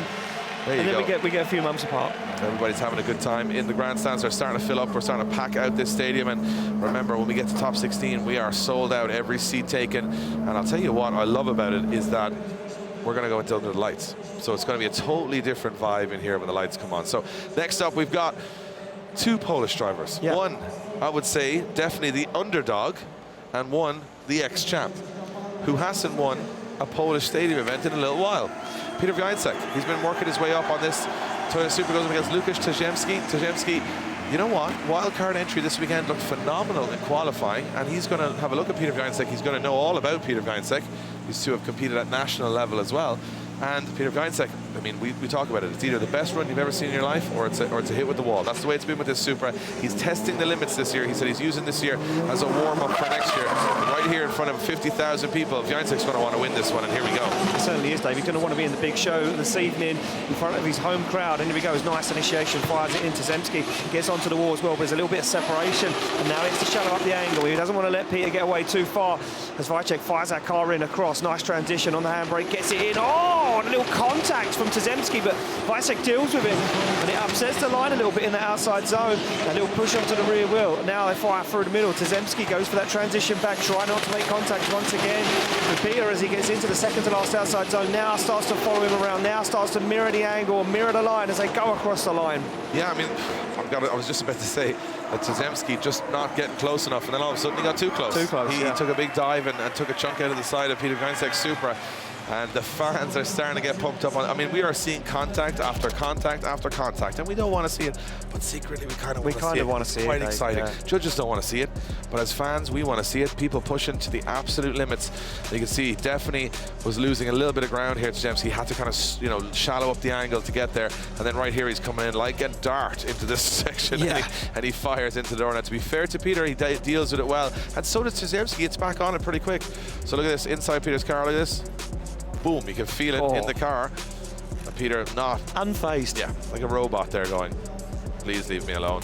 I'm doing the lead run. I don't need your messing here. He's like, have you seen how clean this Supra is? It's brand new for this weekend. That guy just cleaned it right up. Well, he has a chance to return the favour now. He does, yeah. As Tasiemski will be in the lead position, then S14. Więcek will be in the chase position. Więcek half the job done, but half is not good enough to get the result. He's got to go close, and he's got to be careful here as he fires in on his Polish compatriot. Here we go into that first corner. Look at that. Peter Więcek up onto the door. Tasiemski on a good line, not a lot of angle. Oh, Więcek almost squeezes himself into trouble and somehow gets away with it and gets back up onto the door of Tasiemski as he's right there with him. Tasiemski wobbling in the outer zone a little bit there as Więcek gets up onto the door, firing flames from the rear of that S14 as they transition through the track. Now Więcek's got to make the dive, and he does, and he gets up onto the door. And this is where he's going to force the issue with Tasiemski with a wild wobble into that zone as well. And Peter Więcek dealing with it, and look at that, running the wall from Tasiemski at the end. That was a wild one. It certainly was, Dave. A lot of mistakes though in that lead line. Yeah. I was just saying I didn't want to be too heavy on them, but there was some wibbly-wobbly wonders going on there on the outside. And to be honest with you, Peter Więcek did an incredible job of trying to deal with that because the lead wasn't clean at all. And I think that Peter almost making the contact with that inside zone was mainly down to the line from Tasiemski. Well, a lot of cheers from the fans. We got a lot of Polish in the house, obviously, and they are really wanting, finally, a Polish driver on the top of the podium here at the biggest event in the world. And look at all the smiles around. Oh, he's going to steal Peter Więcek, take him home. And he said, you can't win if I've locked you away. So let's see what it was. You know what, a brave run from Tasiemski in the lead position, but it was brave, but there was some errors. There was a lot of errors there. Nice line through that first in outside zone. Then he started to pick up the speed there, and you can see, look, very shallow, and he handbrakes, Dave, as he goes through that inner zone. What that does, it upsets Peter Więcek. He has to think about it, and he almost squeezes himself because he's on shallow angle on the handbrake, and then he has to reset himself up for this long outside zone. Once Więcek gets in the crease, in the pocket, he's there, and there's no shaking him. But it was a wobbly ride for Łukasz Tasiemski, and Peter Więcek dealt with it well. Can only see this going one way, really. But you know what, for a wildcard driver, a man that has been driving in the Virtual Drift Masters Championship this year, they're trying to make that crossover from virtual to real world, Dave. He's done an incredible job. Yeah, I think this one will be pretty obvious, and it is. Going through to the top 16, Peter Więcek, he was more relieved than excited getting into the top 16. If he wants to get to the top step of the podium tonight here at his favourite event in the world and his home event, well, he's going to have to work pretty hard, and he did pretty good job there. Got through it, no questions, and the Polish are very, very happy. And Peter Więcek will head back to the pits and prepare for the biggest top 16 parade of the year. All the drivers saying they just want to be in that parade, looking up at 50,000 with the fireworks going. I mean, I'm not supposed to say what's going to happen, but there's fireworks. You just keep giving it away. I know, but I'm trying to give people little tidbits so they get excited for later on. Come on, Ian, that's how it works, a little bit of hype. So here we go, Peter Więcek. You can see he's all cool, and then he gets in the car, he forgets the cameras there, and he goes, hey, we won. The emotions roll out. Very happy with everything, and he's into the top 16. Team will be happy with that. It's been a tough season for Peter Więcek, just adapting that car, but every round I think he looks better and better and better. So awesome to see as we move along to our next top 32 battle. We're on the second half of the bracket, and it's going to be another Shanahan. Jack Shanahan qualifying down the order yesterday, and he will be going up against Jakub, who had a mixed bag in qualifying. He had a good run and a crash. So What do we learn? Nothing. We learned nothing from either of them. They both had moments of brilliance and moments of despair. So let's see what happens when they go head-to-head. Poland will obviously be right on the back of Jakub Kroll here. New build this year. I think he's really elevated his game this year in terms of it. Normally, Jack Shanahan would go in as the big favourite here, but Jack has had some waivers this year, has had some issues. Things haven't gone his way, and a little bit with Jack, he's an emotional driver. The mindset gets negative, the driving gets negative. He's got to try and switch that off now as he chases in Kroll into that first corner. Kroll's got to keep this on a knife edge, but be right on those outer zones as they go into that first corner. Kroll goes to the wall, and Shanahan leaves him a lot of ground here. Shanahan does make the dive, hand-bracing up onto the door. Kroll with a lot more pace than Shanahan was expecting, and Kroll firing through the course. Not a lot of angle, but he's getting the job done and getting into those zones. Now Shanahan starts to force the issue, but goes way too on the inside. Gets it on the inside and has to work that car back on the handbrake and the left frame brake to get back to the door of Jakub Kroll, and it's not working out exactly how Jack Shanahan would like here as he goes through the course, and Jakub Kroll goes to the wall, Shanahan goes to the wall, and they're together as they go into this last corner. Shanahan making the last exclamation point as Kroll caresses the boot lid off the wall. Interesting run. Very interesting. That was not what I expected to happen there, Dave. We thought we'd see a Jack Shanahan up on the door, but it looked to me like he struggled to get there. Look, we'll take nothing away here from Jakub Kroll because the lead line was absolutely beautiful, Dave. Look at this. He gets into this first outside zone nice and early. He's on the wall. He's running the wall. But look at Shanahan. He's wobbling and wavering. He's on the handbrake a lot. He's left foot braking a lot as well. He does make a few brave dives onto the door of Jakub Kroll. But for me, it's not clean from Shanahan. And for me, this long outside zone 4 was the worst one of all. Look at this. The car kind of gripped up, shot forward. He has to handbrake, and then he's way out of formation. He's not in the zone, and Jakub Kroll's just out front doing his thing. Shanahan's just not in that fight.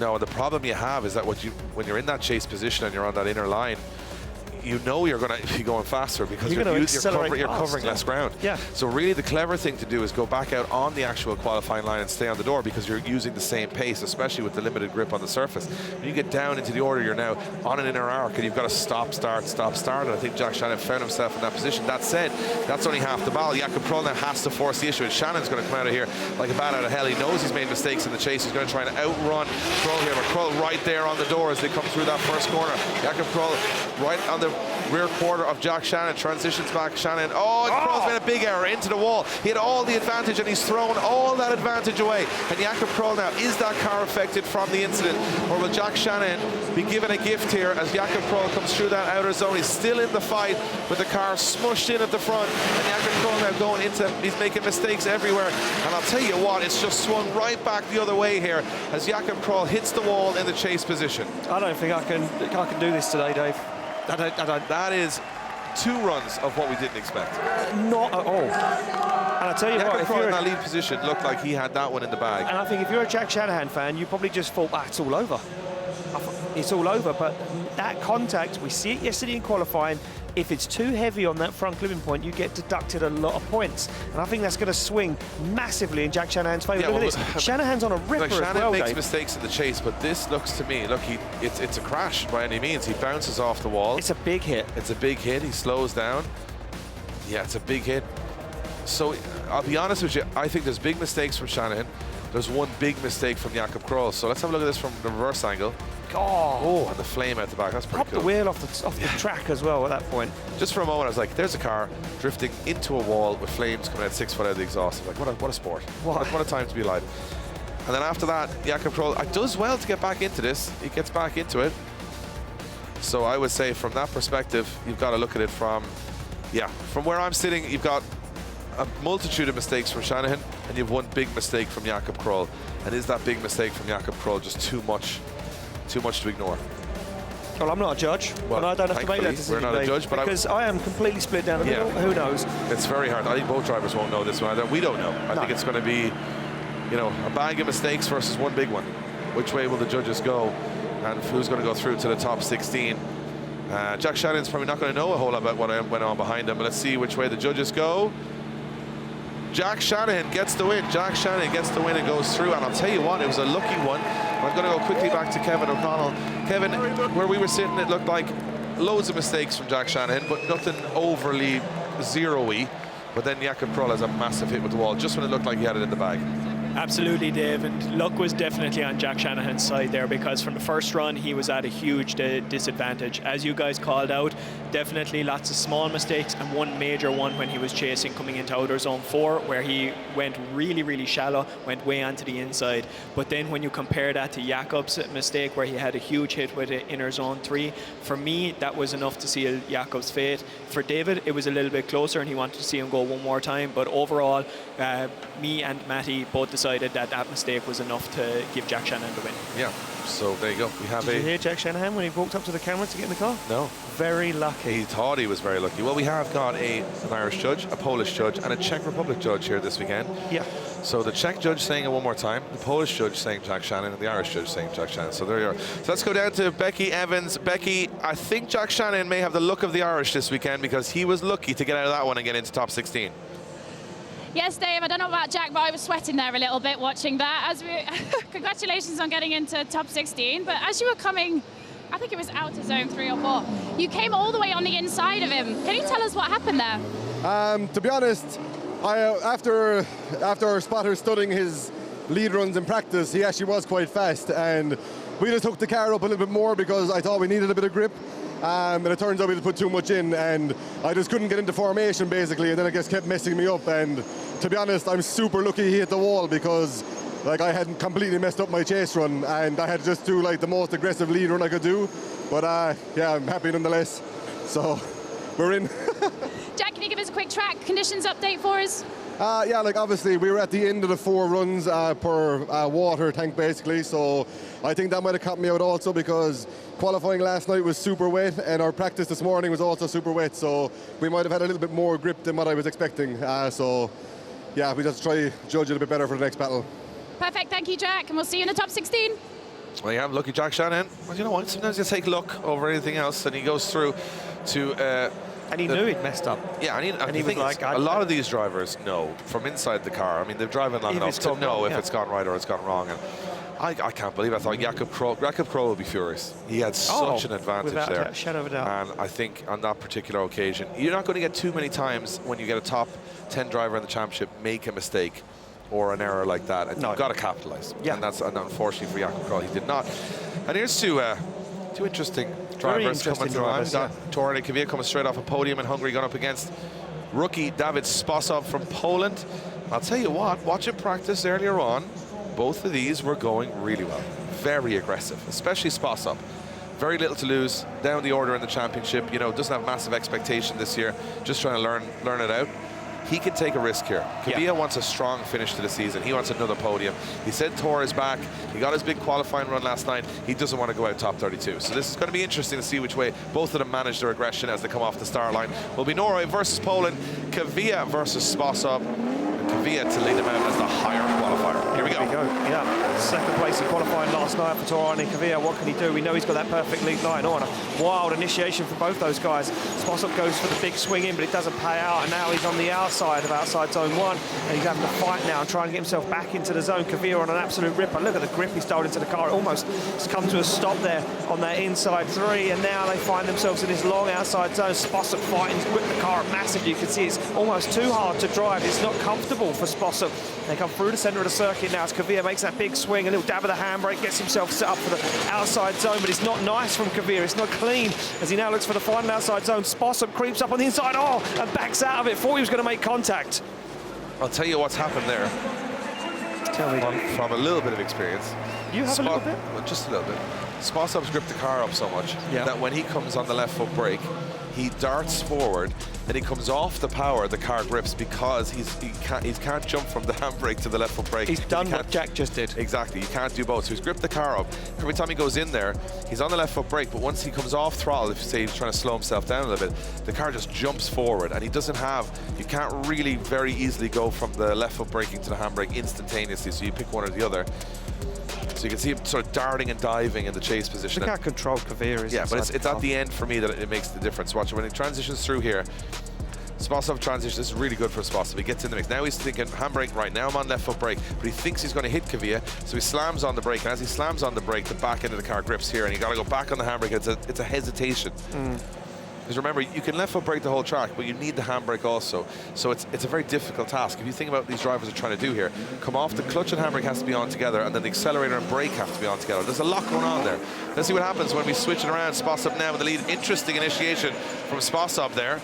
Yeah, look at this straight line approach from Keever as he dives up onto the door. Spossop gets himself into the outside zone. It's very tidy from Spossop at the moment. And a little tussle in there from Toruń and Keever, putting some tyre marks on the wall. Both guys, makes contact with the wall, and Keever had to back out of that. That was a mistake from Keever in the chase. He almost put the wheel into the wall. Now gets himself back into formation. Looks for the front wheel. Spossop's S15. They come through the centre of the circuit. Big angle from Spossop. He's going very wide. He's going to get to this outside zone very early. Can he make it work? He can, but he has to back out ever so slightly, and that opens the door for Keever. As Keever now takes a little punch up onto the front of Spossop's S15. Oh, I don't know. That was Keever's chase run was phenomenal. But Spossop was making a lot of wobbles. Yeah. And then Keever's dealing with it. But then at the same time, if you go too close and you get stuck by one, which Keever did, he almost went in the wall. But is that going to come down to the line? Let's take a look at Spossop's line through there. Good here, really good on the outside zone, and then he kind of drops out a little bit to the inside. But this is okay. For me, Keever takes this very, very risky here. He goes on the inside.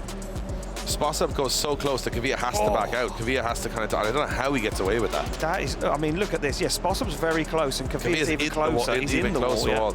And then they do get away with it, Keever gets back in it again. So to be fair, that's really good driving from Keever, because anyone else would have just gone straight into that wall. Yeah. Does a good job here. Spossop's right out to the wall. Keever's up on the door. You can see Keever just kind of lurching forward and back, trying to make sure that he stays there.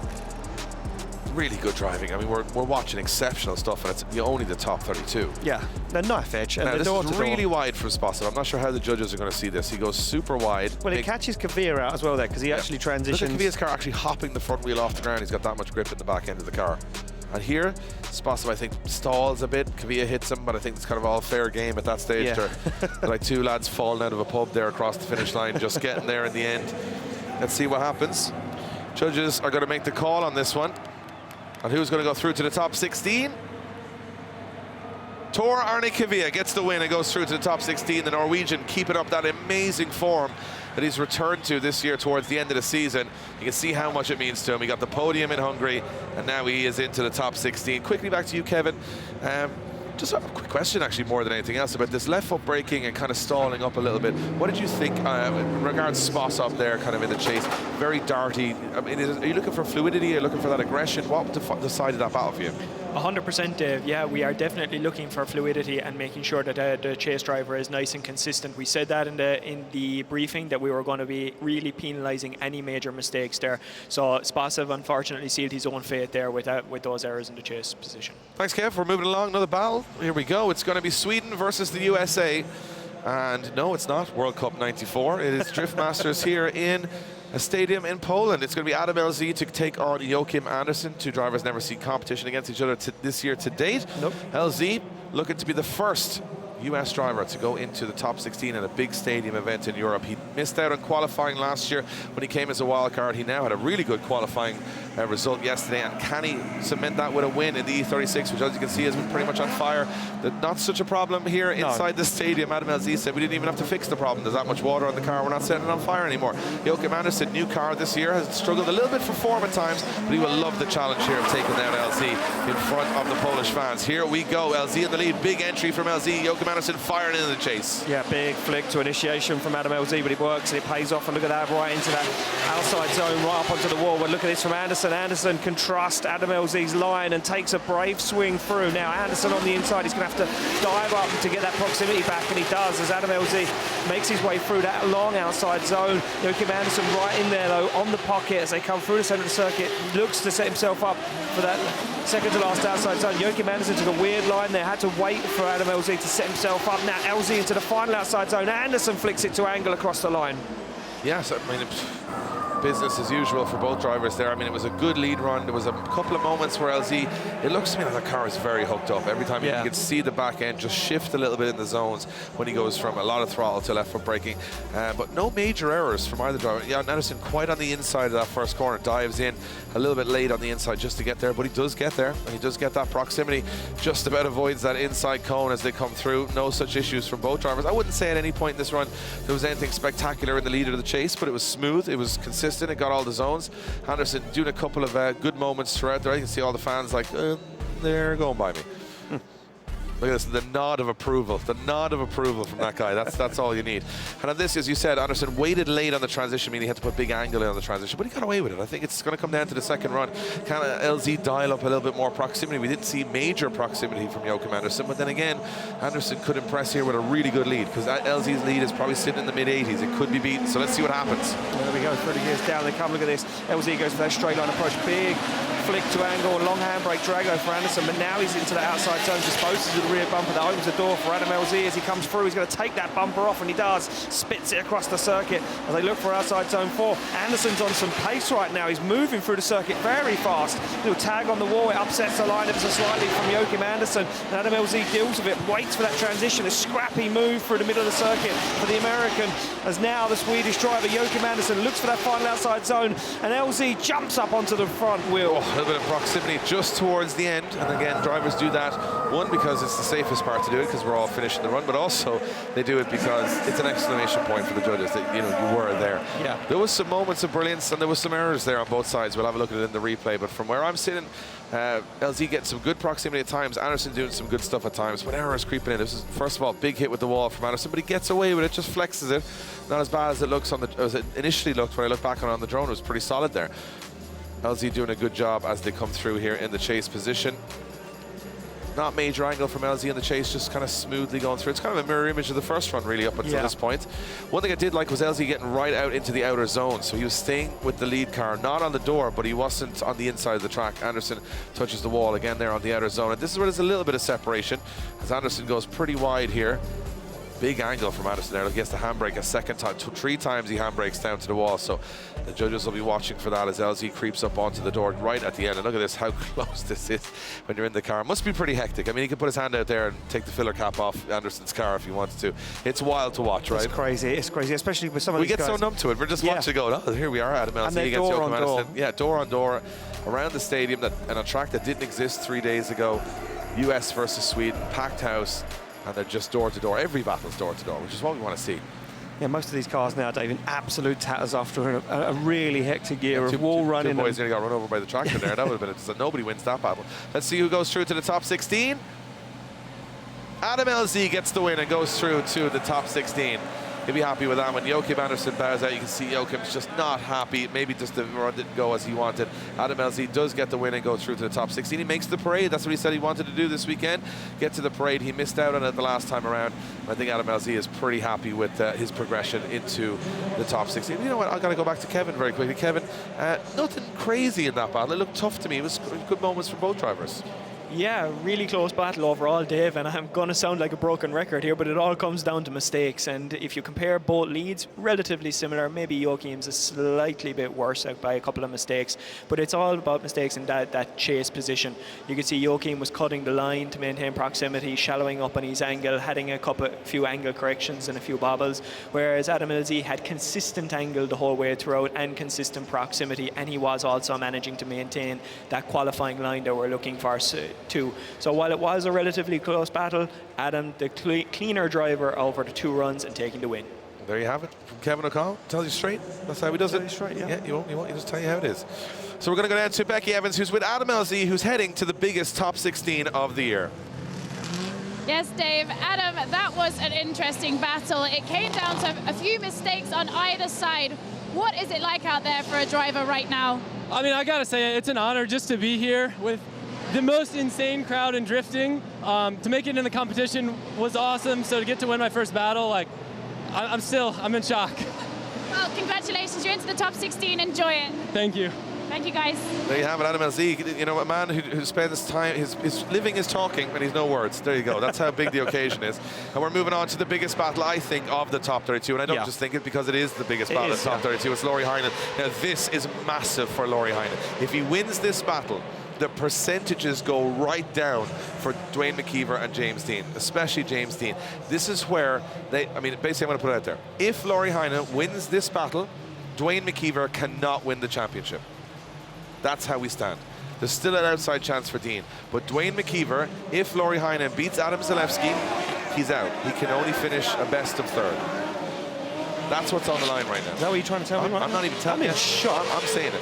You're saying it? Lauri Heinen wins this battle. He is one step closer to being the 2024 So Drift what you're Masters saying champion. is, if Lauri Heinen wins this battle, yes, at worst he can finish second in the championship. Yeah. And also he still can win it. And he can still win it, Yeah. of course. Of Obviously course. depending on Dean. But now it but goes the big back thing to now Dean. is that Adam Zalewski he's a killer. He's an amazing driver. This he's is a not former the champion When this himself. happened yesterday, this is not what Lauri Heinen wanted. He didn't want a Zalewski in a home event. The Polish fans on his side. You heard Heinen say the car is not 100%. He's fighting through issues. It's getting tired towards the end of the season.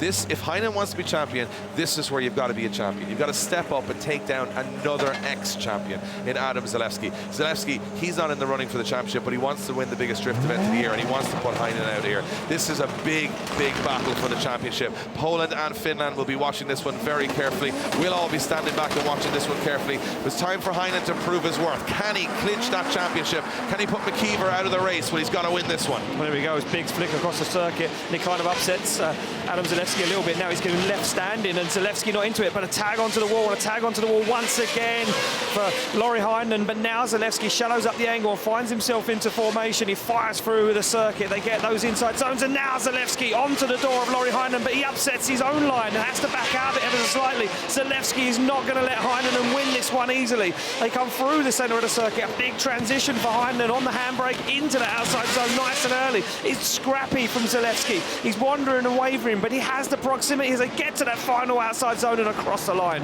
Oh. You know what, we've been watching this championship from the start of Spain through 6 different countries to this moment, and the Finnish fans, and the smoke from the back of Zalewski's car, and that's not a good sign. Oh, there's a lot of smoke. There's a lot of smoke out of Zalewski's car. This looks to me like that car has got a turbo issue or an engine issue. He's going to run it either way, but it's definitely a lot of smoke coming out of Zalewski's car there. Zalewski leaves him on the entry. He just doesn't get there close enough, and then he does come in aggressively through the rest of the run. He's got loads of proximity. But he bumps doors. He's right in the mix. But he's given an inch to Heinen. He's given him an inch. Yeah, I think that's right. I think you're right, Dave. I think he's given Heinen something. Yeah. It wasn't the cleanest we've seen from Heinen. He's tagging the wall. He's making a few mistakes here and there. He's a little deep in the zones, which is not what the judges wanted. But I think Zalewski was giving Heinen a little bit. He was. He left something on the table. I think Heinen doesn't care how he wins it. He just wants to win it. He doesn't care how that happens. No. At this stage now, after the season he's had, he's just got to keep it together. One error, one spin, one hit in the wall, one over push here, and this could be a lot more stressful for the Finnish fans than Lauri Heinen. He's got to keep his cool. He's got to stay on the door, and he's got to get the job done. In behind Zalewski goes, and he's right there on the initiation. Yeah, he's not going to let Zalewski get away. Zalewski gets into the outside zone. He's shallow on the angle. Now starts to work it in, and Heinen has to deal with it. Heinen works his way through. He's not. And Zalewski goes for a wild transition and puts the car into the wall. I'm telling you, that car's after letting go. I think something's let go in the car.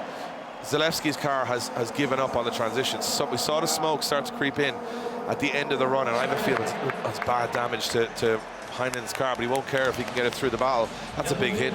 That's a big hit between both guys there. Oh, the drama of Drift Masters just keeps on coming. Lauri Heinen gets out of the car. Not a problem for Lauri Heinen, but Heinen's going to know he's got the win here. Lauri Heinen's going to know the job's done. But Adam Zalewski, I think something went on the car. I think Zalewski's had an issue with the car. And Zalewski instantly apologizes. He says, I'm so sorry. I have a feeling something. Look at the front of Heinen's car. Will it I didn't see Heinen hit Zalewski. He did. I didn't see it. He did. He hit him after the spin.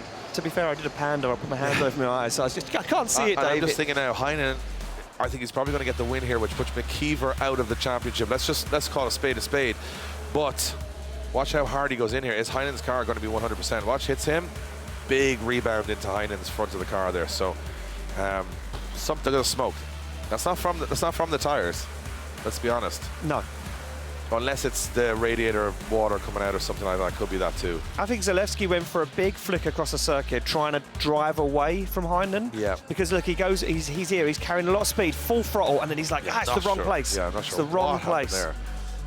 We haven't seen anything like that before, where someone spins before the inner zone. So I'm going to say that maybe the car wasn't 100% or maybe just mistimed it, but the handbrake's there straight away, so I'm not sure if he mistimes or knows what's going on, but Heinen must have been like, oh no. Well, we're going to see him real time here. Heinen's coming in, he's like, oh no. He's going the wrong way. See Heinen, he's so calm. He just instantly kills the car as well. I was in it. I happened to be in a crash there. He's just like, no, chill. So just the camera just sees carnage running away. So we're going to get an official call. This will knock Duane McKeever out of the championship race and put Lauri Heinen one step closer to the 2024 championship. Heinen is in the top 16. He's one battle away from champion.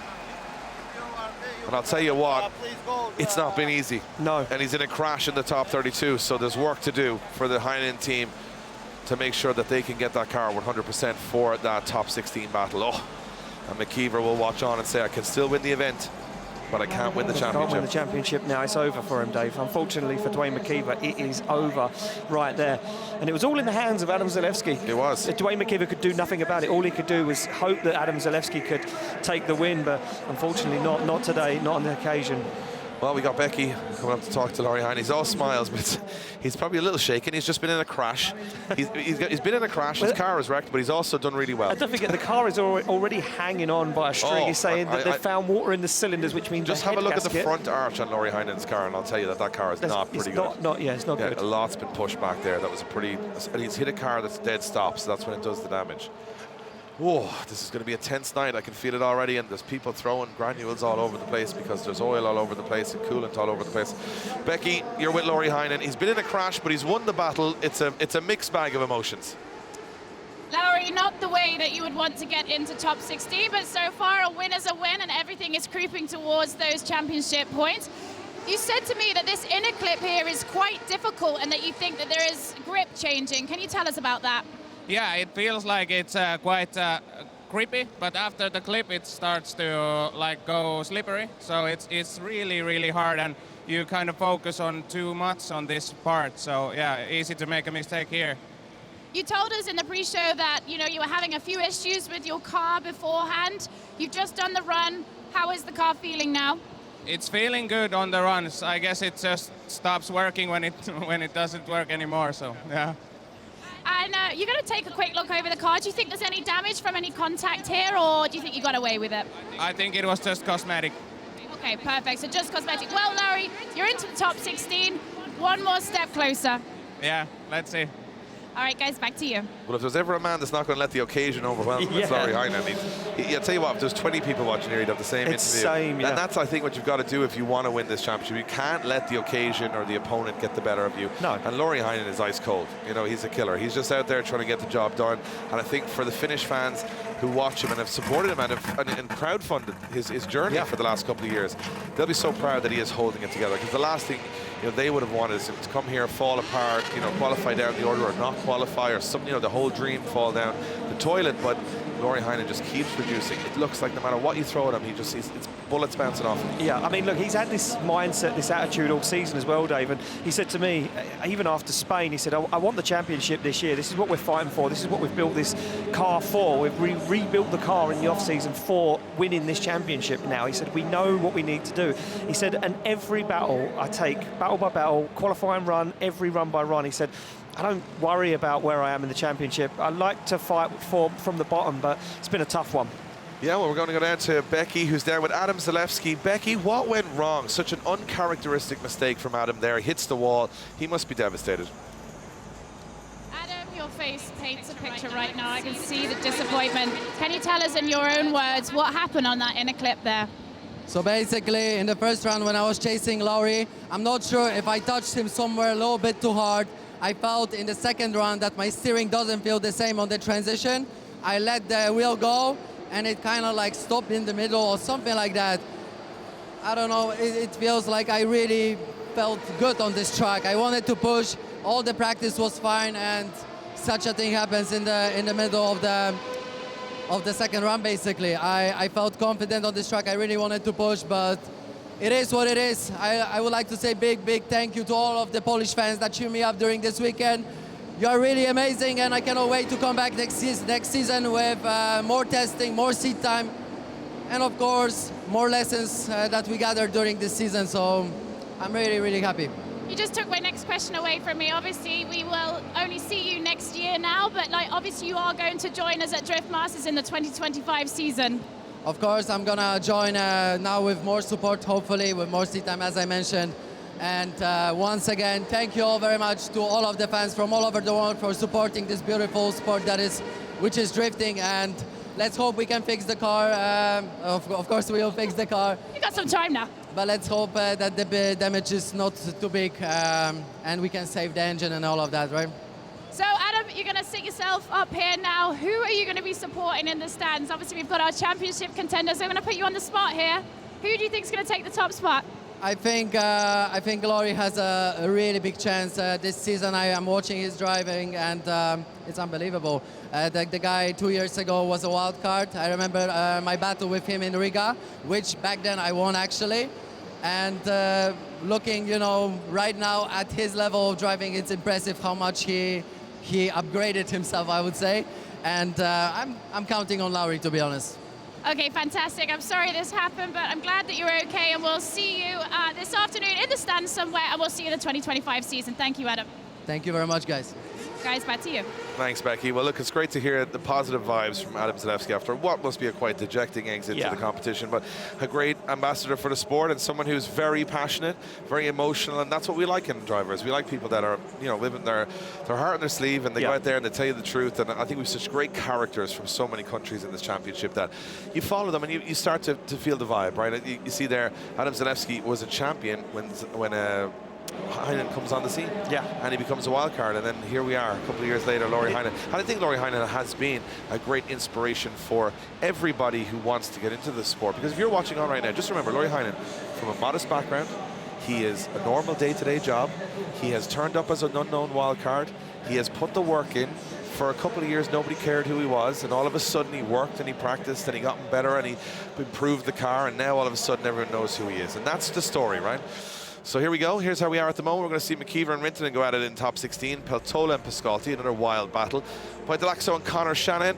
Więcek and Shanahan again. Jack Shanahan and Peter Więcek. Tor Arnie Kavia and Adam LZ. Laurie Heinen against the winner of our next battle. And we've got a couple more battles to go in the top 32 before we finish the top 32 and head towards our top 16 here for the main event at the biggest drift event in the world here in the PGE Narodowy in Poland and Warsaw, and we're getting warmed up for a big finish now. Look at James Dean and Taste of That. That's the last battle that's important. Remember, if James Dean loses that battle, Laurie Heinen is champion. So if James Dean loses this battle, Laurie Heinen is champion. James Dean losing battles doesn't happen very often, but the way Taste of That has been driving this year, you just never know. You don't know. And it is one of those nights where anything can happen. And we always say the occasion. And James Dean went out top 32 in Hungary, just putting it out there with a mechanical failure. So it is always possible. Anything can happen. And I'm not saying it's going to happen. You're creating I'm just saying, don't get too far down one storyline before you have to come all the way back into the multiverse and go another storyline. Yeah, no, it's easy to do as well. No, Johnny Sweeps is back out again. Yeah, we've got a lot of coolant down there, apparently. That's what it is, for the front radiator, which cools the... steam, smoke from the car was the radiator, was the coolant. Was the coolant, yeah. Which isn't for the engine cooling, it's for the turbocharging cooling. Yeah. Because he's got BMW. No, he's got rid of the other guy now, look. He said I can drive this. He got sacked. Yeah, he got sacked. He said, you were on the camera there doing nothing. So now one lad can drive that. You don't need two lads driving that. It's only a small little thing. So they got rid of him. They've got the pro in now. Got the pro. Yeah. There you go. You can see the Drift Dynasty. Will the dynasty be created tonight by Finland? Will they be the highest ranked drift country in Europe? Well, it's all pointing in that direction right now. Of course, we crown a champion. We also crown our Nations Cup champions as well, Dave. And I think Ireland are probably fairly secure on that, but let's be honest, it's the championship that everyone wants, the Drivers' Championship.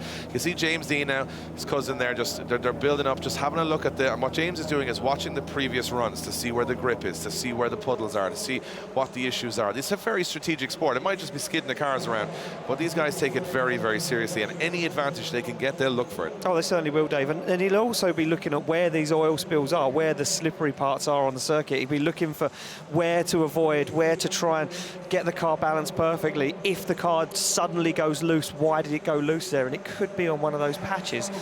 James Dean, a very experienced driver, Dave, and we know that we can throw anything at him and he'll deal with it. But on this occasion, he'll be going up against a man who will want to take him down. It's a setter will not want to lay down and let James Dean walk all over him, because he'll want to be in that top 16. Exactly, and I think the thing about it is we also have some big battles coming up for some other, top 10 championship contenders. So, I mean, drivers are going to want to get up as far as they can in the order. Big thing to say, I mean, you got to top 10. I'm in the top 5 drivers in the world. A lot of people would say, you know, Drift Masters probably up there in the top, you know, standings. If you're top 5 or top 10 in this championship, you're no joke. You're considered by everybody around the world to be one of the best drifters in the world. And that's what, you know, it might not just be the championship on the line. There's a lot of, you know, bragging rights as well in behind the scenes. And a lot of drivers wanted to say had a poor start to the season, want to recover that. Are we also noticing how many people have just arrived into the stadium in the last 20 minutes as we warm up for this top 16, the night event? It's starting to get full. Well, I'm looking out, and all of the stairways are now just floods of people, you know, moving around the stadium, going to get some refreshments or making their way to their seats. And every minute that passes by, there's more and more seats that are getting filled. It's incredible. Rumor has it they all came here to see us, Ian, but I'm just, that's only a rumor. It's only a rumor. I don't think so, Dave. Yeah, definitely come here to see the judges anyway. Not those guys anyway. They have to hide them so far away. Rumor has it the judges are actually in a different stadium because they had that many people in one area hating them. They didn't want them there, so they moved them to a secure location down the road, a bunker, I believe. I think fully armed bunker for the. We're right beside them. We're right beside them. We're right beside them. We're right beside them. I'm not. I don't know where you are. We're right beside them. Yeah, they're miles away. Miles away. So we're having some fun, and that's the whole point of drifting. I know we take it super serious, and everybody gets online and starts, you know, blah blah blah blah blah blah. But remember, this sport, which started with people skidding cars on the mountain roads of Japan, has turned into a stadium event with 50,000 people. And because you're so numb to this now, you might look at the smallest of judging decisions or car setups or driver wins or losses. Look at where we are as a sport. We were the joke, the laugh of the motorsport world, and now we're filling national stadiums. And Taylor Swift isn't going to put on as good a show as we are this weekend. I'm going to put it on there. Oh, wow. That's a big statement. Questionable. Well, Kevin O'Connell's a big fan of Taylor Swift, so we'll argue that. Yes, he's got all the wristbands. Yeah. If he gets thrown out of here, that's a Taylor Swift and a drift event he's been thrown out of in the last couple of months. But I'll tell you what I like about it is that we are getting to that level now where we can really just sit back and enjoy. And I'll tell you why we're at this level. Because the drivers are so good and because they have put so much into this. You look out there and you see all those stickers and liveries on the cars. Forget all that. The amount of self-sacrifice each one of these drivers has to put in. They've sacrificed parts of their lives. They've built, doing up their own house, you know, career moves. They've committed it to this sport, which never gave them a promise of this event of 50,000 people. This didn't exist when every driver on the grid wanted to become a drifter. This was blind faith from all of them, and that's what I love about it. That blind faith being rewarded by having all of these amazing fans come to the stadium and show them how much that they appreciate their talents and their sacrifice. It's a beautiful thing. We're going to go trackside with Becky Evans. She's down there. Becky, big cleanup on all 9 at the moment down there. What's the vibe? Well, actually, Dave, I'm down here in the paddock just checking on things with Lauri Heinenen's car here. We've had some confirmation that it is only cosmetic. The radiator's fine, the bash bar looks pretty good. They're just kind of sorting out the headlight, making sure that the bumper fits nicely so she looks nice and pretty for top 16. So thankfully, it's all looking good. But what I can also tell you is that the storm that has been predicted has now started to set in. So thank goodness we decided to go with the wet conditions inside the track because this is getting pretty gnarly out here. Guys, I'm going to pass it back up to you. I hope the track's looking better. Thank you, Becky. Well, the track looks better than it does outside. I'd rather be inside than outside, because outside everything's blowing around the place. The storm has set in, but we have a storm of our own being settled here on the track as we see 2 more drivers warm up. Conor Falvey, well, he's been the 2024 Rookie of the Year, 16 years of age, and he's been to school for 2 weeks in between Hungary and Poland. He's back to school on Monday morning, youngest driver on the grid, and boy, he's want to get himself another rematch with Benediktas Čurba. They went head-to-head in Finland, but it did mechanical issues with both cars. Benediktas Čurba, one of the best drivers in the world right now, the Lithuanian flag flying high, and these two in a Finnish rematch now with both cars working. So I think both drivers now are going to want it. They both even said, I saw on social media, they wanted a fair fight. Yeah. Well, now they're going to get one here in the stadium to finish off the series. It is going to be Conor Falvey in the chase position, Benediktas Čurba in the lead position. This is just what you love to see. One of the biggest names and most experienced drivers in the grid going up against the new wave, going up against the new rookie on the grid. This one is going to be exciting, and it looks like we got a ton of coolant and oil and granules everywhere as well. So it's going to be a roller coaster ride. Here we go. Čurba will take the lead position. He was the higher qualifier, and he would love to put a smile on the Lithuanian fans' faces here as he comes through the gears. Here we go. Yeah, here we go. Look at this. Benediktas Čurba flicks that car across the circuit. Conor Falvey goes for that straight line approach, fires that car in. Oh, it's a brave move from Conor Falvey, and it pays off because he's right in the pocket as Cherba leads them through that first outside zone. Now they come in to these inside zones, and the track looks absolutely perfect as Conor Falvey flicks that S15 once again back into the zone, but he's lost a little ground on Benedictus Cherba, and he has to shallow up the angle and pop out of that outside zone. Cherba on an absolute flyer right now. As a big mistake in the middle of the circuit from Conor Falvey, straight lines it almost as they get into the second to last outside zone. Cherba on that perfect lead line as Falvey goes for the front wheel. Cherba takes a spoiler off the car. Oh, well, nobody's backing down. No. Last event of the season, everybody's going for it, and brave dive into the first corner from Conor Falvey, but Benedictus Cherba, for me, like when he look at the angle that the chase driver puts in here, but Cherba's lead run is, look at that, right, just flexing that spoiler off the wall. Clinical, classic Cherba, right? Doing everything he needs to do. Falvey does a good job in the chase, stays with him the whole way around the track, doesn't let the Lithuanian driver get away from him, but here, just on the transition, Cherba found an extra little bit of pace and took it away from Falvey, and I think at that point he's dialing off the angle and dialing off the speed to try and stay with that bright yellow E92, and here's the biggest mistake for me. Falvey has to handbrake there, and he's kind of on a straight line angle as he transitions, so it's an error. He should have been on a little bit more angle mirroring that lead car. So for me, after the first run, I'm thinking maybe advantage Cherba in that particular occasion. Just gonna put it out there. But hey, there's 2 runs. I was just going to say, there's another run yet. But I think from a subjective looking at that, I think Cherba's got half the job done. Can he get the second half done as he chases down the 16-year-old into that first corner? Oh, and it's aggressive from Cherba already looking for the back bumper, now looks for the side, and he goes for a big dive in. Cherba puts the back bumper and the spoiler and the tailgate up the wall, trying to find that proximity as Conor Falvey flexes the front bumper on the wall. They both transition perfectly, but look at this from Cherba. He's absolutely glued to the side of the young gun from Ireland as Cherba will not want to go down without a fight. He pushes Conor Falvey around the circuit, goes for the transition back as Falvey now looks for outside zone 6 as they fire through, and look at this from Cherba. He's glued to the rear wheel, won't want to let him get away. Big angle thrown on from Conor Falvey, but there's no shaking the Lithuanian. That was phenomenal from both of those drivers. Wow. What a battle. That was, I was equally entertained from the lead and the chase. The lead was wild. Watch this. Cherba goes into the pocket here. He goes deep. Falvey goes in the wall. Cherba goes in the wall. But they're inches from each other as they come through. And then watch the front bumper of Falvey here on the transition. He leaves nothing to the imagination. In on the wall. Cherba just avoids the contact. But look at this. Cherba gets stuck in the pocket, but he gets out of the pocket. Back on the door. He disposed of Falvey's rear bumper on the transition. They're up onto the door, and they're pushing each other around the track. The taillights falling out of Falvey's car. Cherba's car barely held together. And this for me, the transition from Cherba here, watch this. Dives here, and it's brave and it's perfect up onto the door. Cherba just using his experience there and saying, hey, young gun, you know, I know a thing or two. I know a thing or two. I've got the, you know, you say you can't teach old dogs new tricks. You don't have to when he's got all the tricks. Look at the proximity. Brilliant drive from Benedictus Cherba. Amazing. You know what? You got to say, we've got such a fun championship ahead of us, even next year when you got everyone at this level now. It's just going to be wild from the start. Amazing stuff to see. Benedictus Cherba in that chase position, and the Lithuanian fans hold their breath. Will they get themselves into the top 16? The judges will make their call.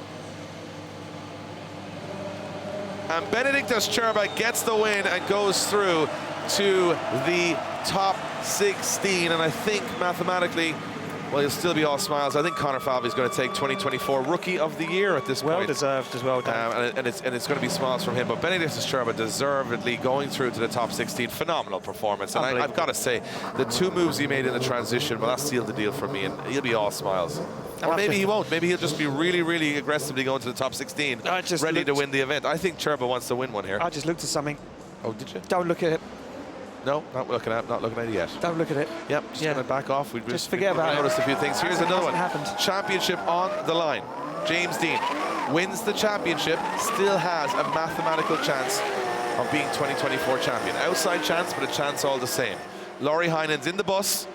He's not on the bus home. He's in the bus in the car park, which is his bus. He is waiting to see what happens here. If James Dean loses this battle to a taste of that, another young gun on the grid, 18 years of age. If he loses this, Heinen's champion. That's it. 2024 champion, Laurie Heinen. And Laurie Heinen's probably listening to me say that right now and smiling. Hey, Laurie, how's things? So we're going to say that Laurie Heinen is going to be champion if James Deane loses. Although, if I was to put all of my bets on someone not to lose, it would probably not be James Deane, the most successful driver in the history of the sport. So we're not quite knowing what's going to happen, but hey, every battle's a battle and anything can happen. James Deane looked like he was the favorite against Pesur in Hungary, but a mechanical failure knocked him out in 32. And here we go, big one for the championship on the line. Deane has to win it to stay in the championship. If not, he'll be settling for second or third in the championship, which is still an amazing achievement considering he didn't make the first round because of an event clash. So just putting that out there. The fact that he's missed a round and he's still in the championship race puts us all in perspective of how much of a robot this man is to do what he does. And he's currently in the top 2 of both sides of the Atlantic at the moment in the championship in 1 year. Just put that out there. So here we go, Itay Seda, well, he's going up against the best in the business. Itay Seda said to me that James Deane was his favorite driver in the world and the driver that inspired him to be a drifter. Well, now he goes up against, imagine, that's like kicking a football around and then taking on Ronaldo a couple of weeks later. Let's see what happens here as James Deane leads in Itay Seda. Yeah, James Deane going for that big wild initiation he's been pulling off all weekend. He fires it in and Itay Seda gives him some room to manoeuvre, loses a little ground now, starts to creep up onto the front wheel on the door of James Deane's S15. He kicks the clutch aggressively, does Itay Seda, but he fires on too much angle and he's going to lose some ground, and he loses a lot of ground on that big angle transition, and James Deane wobbles in the outside zone now. Itay Seda finds himself on the inside, trying to hunt down James Deane, but it's aggressive from Deane, and he's flying that car around. He's not messing around. He's a championship drive, but look at Itay Seda now finds that proximity, looks for the side of the S15. They get into the last outside zone. Deane fires on the angle, and it's unbelievable. Yeah, well, Deane, I mean, I think this is the first time that James, I spoke to him briefly before the top 32, and he said, you know what, it's kind of fun to be chasing it. Because he said, usually I'm defending it. But he said it's actually quite fun because he said my expectations are low and my hopes are high. So he said that I'm not expecting to win the championship, so all that pressure's gone off me. Usually he said he's going in here defending. So I think James Deane is enjoying it. It was a really free-flowing run, as you said. A couple of wobbles on this zone, but everything else from Deane was, I think, business as usual. It looked to me like it tasted. I just had no answer to the pace, and it's strange to say that when we have the equalizer of the wet surface. Yeah, exactly that. And there's still a lot of grip out there, Dave. You see a lot of these guys saying that it's very grippy out there, even though it is a wet circuit. Here we go. The back on the line, ready to go. Itay Seda will lead out James Deane. For a spot in the top 16 awaits to keep that championship hope alive. They get the green light, they are ready to go. Deane now follows Itay Seda down. He's going to go for this straight line transition, that flick in straight onto the front wheel, and no messing around from James Deane. Itay Seda gets him into the outside zone, now starts to flow, starts to pull away, but Deane is right with him. He goes for that transition on the back bumper. Deane gives him the room as they now look for outside zone 4. A little wobble there from Itay Seda. Deane deals with it, but Deane's on the inside now, and Deane has to shallow up the angle, flicks it to angle as they exit the outside zone. Itay Seda's going to go for a long flick, a long line into this outside zone. And it kind of leaves Deane asking the question, where is he going to go? But he answers it. Now James Deane needs to stamp his authority, runs over the back bumper of Itay Seda, jumps onto the door. I think that's job done. I think Deane has done enough there. I think Itay Seda bravely fought his way back much better in the lead position, but yeah, I think Deane is just a little too strong there. I mean, he's generally too strong for most people, but it wasn't perfect from James Deane in the lead and chase. There was moments where, but I think sometimes he got a little stuck on the inside, which he's got to learn from, because that's something that we saw Jack Shanahan make a mistake on as well, of just having that little bit too much grip in the car. Sure, you pull a gap in the lead position, but in the chase you can get yourself caught up on the inside with a car on the outside that's just spinning wheels and you're gripping and going. So they've got to be careful. I mean, there's a lot of strategy now in this, because if Deane sets the car up that way in future, he could find himself on the inside of the track again if someone's not dialed up. Maybe less grip is an advantage. Yeah. But this is pretty good. Again, not major angle from James Deane. I think he was playing this one cautious a little bit. I was just going to say, I wonder if he's playing a safe game here, Dave. I don't think he's doing too much. Yeah, about 80% there, just to keep things moving, get there towards the end.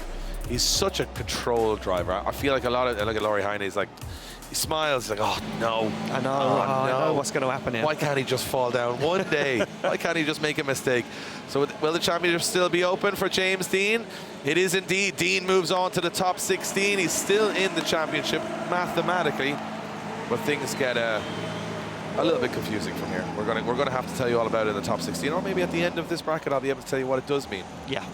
So we move it along. The Irish are happy. The fans, another of their drivers into the top 16. It's going to be a big top 16. I'm looking at those names lining up. If you Want to stick with us to the end here of Top 32. We're going to show you what that all means as we move it along to our next bunch of drivers to the start line. And it's going to be Max Heidrich going up against Paweł Korpelinski. Korpelinski coming off the back of two back-to-back podiums. Yeah. And now he said here, do you want to know a little story about Paweł Korpelinski? A week ago, broke his collarbone. Oh, really? Went to the doctor and said, I have a big race coming up. I need to be put back together. And they did a full operation and recovery within 1 week, and he's moving his arm, no problem. I've never seen anything like it. He's like Wolverine down there. Yeah, broke his collarbone clean in half. They pinned it all back together, put it all back together. He fell off a motorcycle, put it all back together, fixed it all back up again, and he said it's 100%. In a week. No way. You could go ask him. He never said that. I interviewed him yesterday, and he said, let me get to the finals, because he said he was going to use it as an excuse for everyone. Here we go. He's up against Max Heidrich now. Max Heidrich said Korpelinski took him down the last time they went to the stadium. He said he's ready for this one. Big angle from Max Heidrich from Germany as he fires into that first corner. Oh, Heidrich using the wall as a crutch there to bounce back out of it. Pinball stations on the first corner. Korpelinski says, I'm not having any part of that until you settle down. And he transitions back. Korpelinski with shallow angle trying to get to Max Heidrich. Heidrich is on a flyer here. Big speed, big angle. But he's making a lot of contact with the wall as Korpelinski's using the exact opposite approach. Very tentative, small angle, but he's staying in the mix now. Korpelinski starts to make the dive, making no major errors. Oh, you can see that Korpelinski got stuck a little bit on the shallow line there, and now look at this, they're kind of wandering and wavering out of the last zone there. Two very different driving styles. Oh, they run into each other after the finish line. I gotta say, like, very little angle from Korpelinski, massive angle from Heidrich. Heidrich hitting everything that'll move on the track. But he's on big angle and big speed, so what way would you judge it? And I mean, look, for me, I'm looking at this like Heidrich is coming here with all the aggression. He's throwing the car around, he's putting it in the zones. Yes, he's making a little bit of contact with the wall, and it is a little bobbly here and there, but there was no real answer for Korpelinski. He's having to shallow up the angle. He finds himself on the inside on one of these zones as well. It's not clean from Korpelinski, and then near the end, after this transition, Korpelinski kind of gets a little bit scrappy, starts to make some big dives towards Max Heidrich, and it doesn't look good from a chase driver's perspective. I don't know, Dave. I wouldn't want to judge this one. We've still got one half of the battle to go. What you got here is two very different styles. Yeah, very different. Very clinical, and I would say, you know, you from so much calculated. Yeah, from so much sim driving. Korpelinski, he's like a machine. He just makes no mistakes. And that's very difficult in a sport with so many variables. Max Heidrich is like, you just wind them up and send them out into the stadium and see what happens. So it's going to be very interesting to see which way it works out. I think there could be some hits here if Heidrich doesn't calm this one down. Yeah, Heidrich goes for it. Look at this. He's deeper into the zone than what Korpelinski is, but it's a little scrappy from Max Heidrich as Korpelinski now puts the front bumper at S14 into that inner zone. They fire through, and now Korpelinski seems to have the pace, but now he tags the wall. Heidrich makes a dive, and now he's got the proximity. Look at this, mirroring the angle, mirroring the speed, mirroring the proximity all the way through. A little shy for Heidrich there as he now has to make an adjustment coming into the second to last outside zone. He's lost some ground to Korpelinski. Korpelinski looking scrappy, tagging the wall, hitting the bumper, bouncing off the wall, and they lose that proximity right at the end of the run. Yeah, Korpelinski hit the wall after the finish line as well. Which is okay. You can hit anyone after the finish line, it doesn't matter for the score. No. But it's hard to know. Again, Korpelinski's lead run, it's technically pretty good, but there's not major aggression. It's very calculated. And Heidrich is kind of, again, super aggressive in the chase at moments. He hits walls, he's diving, I think this is going to come down to the judges and see which way they want to reward. You can reward Heidrich for, he doesn't really have much proximity, but then is Korpelinski pulling that gap by not having a huge amount of angle? I mean, he's much faster without the angle than Heidrich was the other way, because Heidrich is on big angle on the walls. He's allowing Korpelinski to get closer. I don't know. Very hard for me to call this one, because this is more of a, what are you weighing on more? It's not a mistake. There's no real mistakes there. It's about this Korpelinski inch perfect everywhere, but without any risk or massive angle or anything too crazy. Heidrich, moments of brilliance, much more angle, much more style. There's a big mistake from Korpelinski there. He does hit the wall pretty hard. He has to shallow up massively there as well. Yeah. He's in the wall at that point. He's shedding body panels, and there, boom, look, hits the wall. I don't know. It's a tough one. Yeah, I really don't know, Dave, to be honest with you. And you know that the judges have made it clear that this is what they want to see, and I think it could swing one way or the other, Dave. That's all I'm going to say about that battle. Some beautiful shots from our Phantom slow-mo camera. Yeah. Here we go. So it's going to be a decision. I have no idea. I'm looking forward to hearing what the judges say on this one. Max Heidrich, all smiles. Korpelinski, all smiles. Korpolinski looks a little stressed. He does. The man broke his collarbone a week ago. I just told you that. This is an amazing achievement. This is, and you know what, when we always can't make a decision, I looked across to the judges, and David Callas, Matty and Kevin O'Connor were discussing this one and looking back at the replay. So I don't think this is clear cut as what either of us, and I can see all judges throwing some hands around, throwing some shapes. So, yeah, as I mentioned, Max Heidrich, he said this year it was a struggle. He said this year it's not been the easiest for him. He's tried his very, very best to be as consistent as he can. And he said he doesn't want to change his style. He wants that wild style. He wants fans to see that big angle and that aggression. It doesn't always work. It doesn't always work within the criteria of what modern drifting is. And Korpolinski knows the criteria better than anybody, and he does exactly what the judges want him to do. So looking back on it now, Korpolinski with the much cleaner lead and chase, but is that what's going to be enough? And it is going to be enough as Paweł Korpolinski gets the win and goes through. The Polish fans are happy with that one. And I'm going to come back to you, Kevin, very quickly on this. Look at that, he's delighted. Yeah, so we saw two very different styles there. Big angle and aggression, but mistakes, versus, I suppose, no big risk, but clinical. In the end, the clinical paid out. Absolutely, Dave. It was an extremely close battle. Again, back to the lead runs, relatively similar overall, so it all came down to the chase runs for us. And as you said, Paweł had the proximity, but he was lacking an angle and making some corrections throughout, whereas Max was maximum angle, as always, but just didn't have that proximity and didn't really utilize any of his advantage that he had. So realistically, it came down to basically a half a point overall, but Paweł just did enough to take it in the end. Oh, so Korpolinski scraping through, just half a point in it, and that's fair to me, I think. Half a point. Half a point. You don't want to be, that's very close. So now moving on. If you're a fan of yellow cars, this is going to be your favorite battle of the whole weekend, because two yellow cars, one from Estonia, one from Holland, and two drivers that have been excellent in qualifying. And let's see how they battle it out here in the top 32. It'll be Clint Van Oort, if I'm not mistaken, in the lead position as the higher qualifier. I think he qualified 6th, if I'm not mistaken, or somewhere around that. Yep, yeah, 6th. And Randalou, 27th in qualifying. Randalou is going to take a different approach here. He's going to go from back to back, is he? And there's no, this weekend, there is no set, you have to be side by side. Okay, so the chase driver can decide. So the chase driver can decide. I'd be in the tunnel and I'd come through at 70 miles an hour just as they're waving the flag. But I'll tell you what, Dave, you would go up the freestyle motocross ramp. I'd be up the ramp in the middle of the track. Roll, That's how I'd enter the first corner. And then you'd land in the grass. Land on the roof. There's Dave. Land on the roof of the chase car. But look, they can't all be geniuses like me. Here we go, Clint Van Oort in the lead position. It is going to be Oliver Randalou in the chase position. Clint Van Oort on good form at the moment, so is Randalou. So this one's going to be interesting. Yeah, very Two drivers who will feel very confident going into this one. As Clint Van Oort starts to drift early, big initiation coming in. Look at Randalou batching the angle on the way in.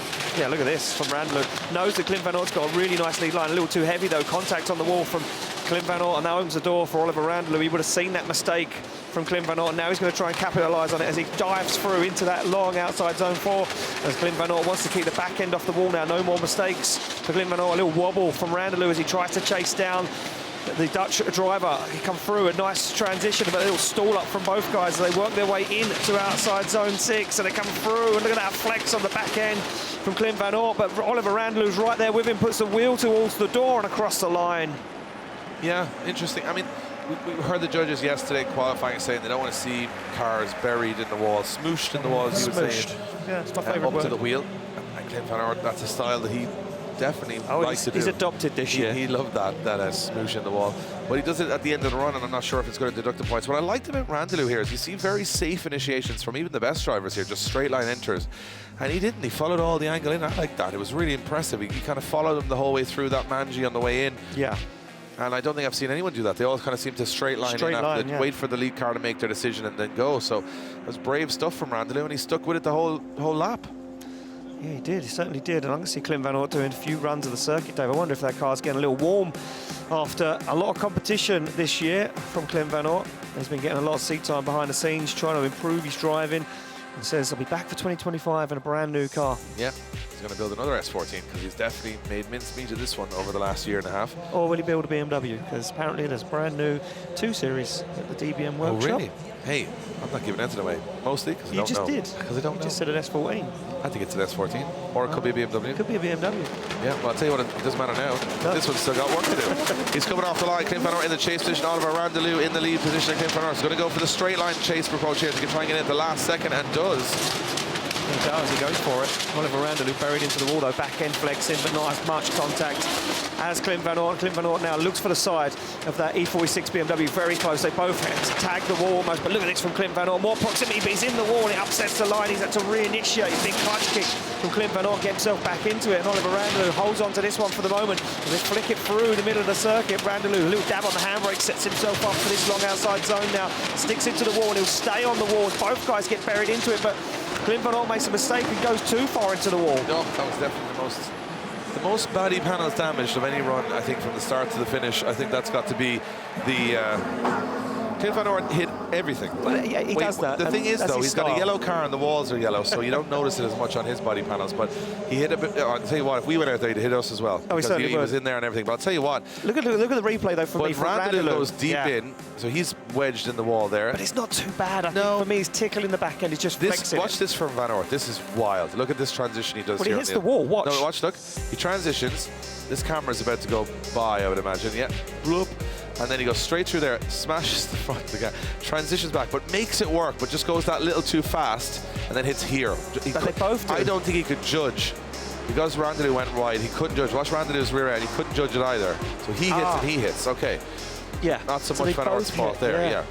It looked to me like it was independent from Van Aert, but now that I see it on the replay, Randall goes a little deep. Watch, I think he hits him here. Little flex, I saw a flex on the front bumper on Van Aert's car. That was really good. And then here they both said, let's just smash into the wall for about 10 seconds. But they just massively buried it. But there was a big mistake from Clint Van Aert. Van Aert goes in heavy, then Randall right here. Look, he goes in a little heavy. Yeah. I don't know. Judges are going to have to make a call, and both drivers won't know. No. We don't know. All we know is the yellow car is going through. But will it be from Estonia? Will it be from the Netherlands?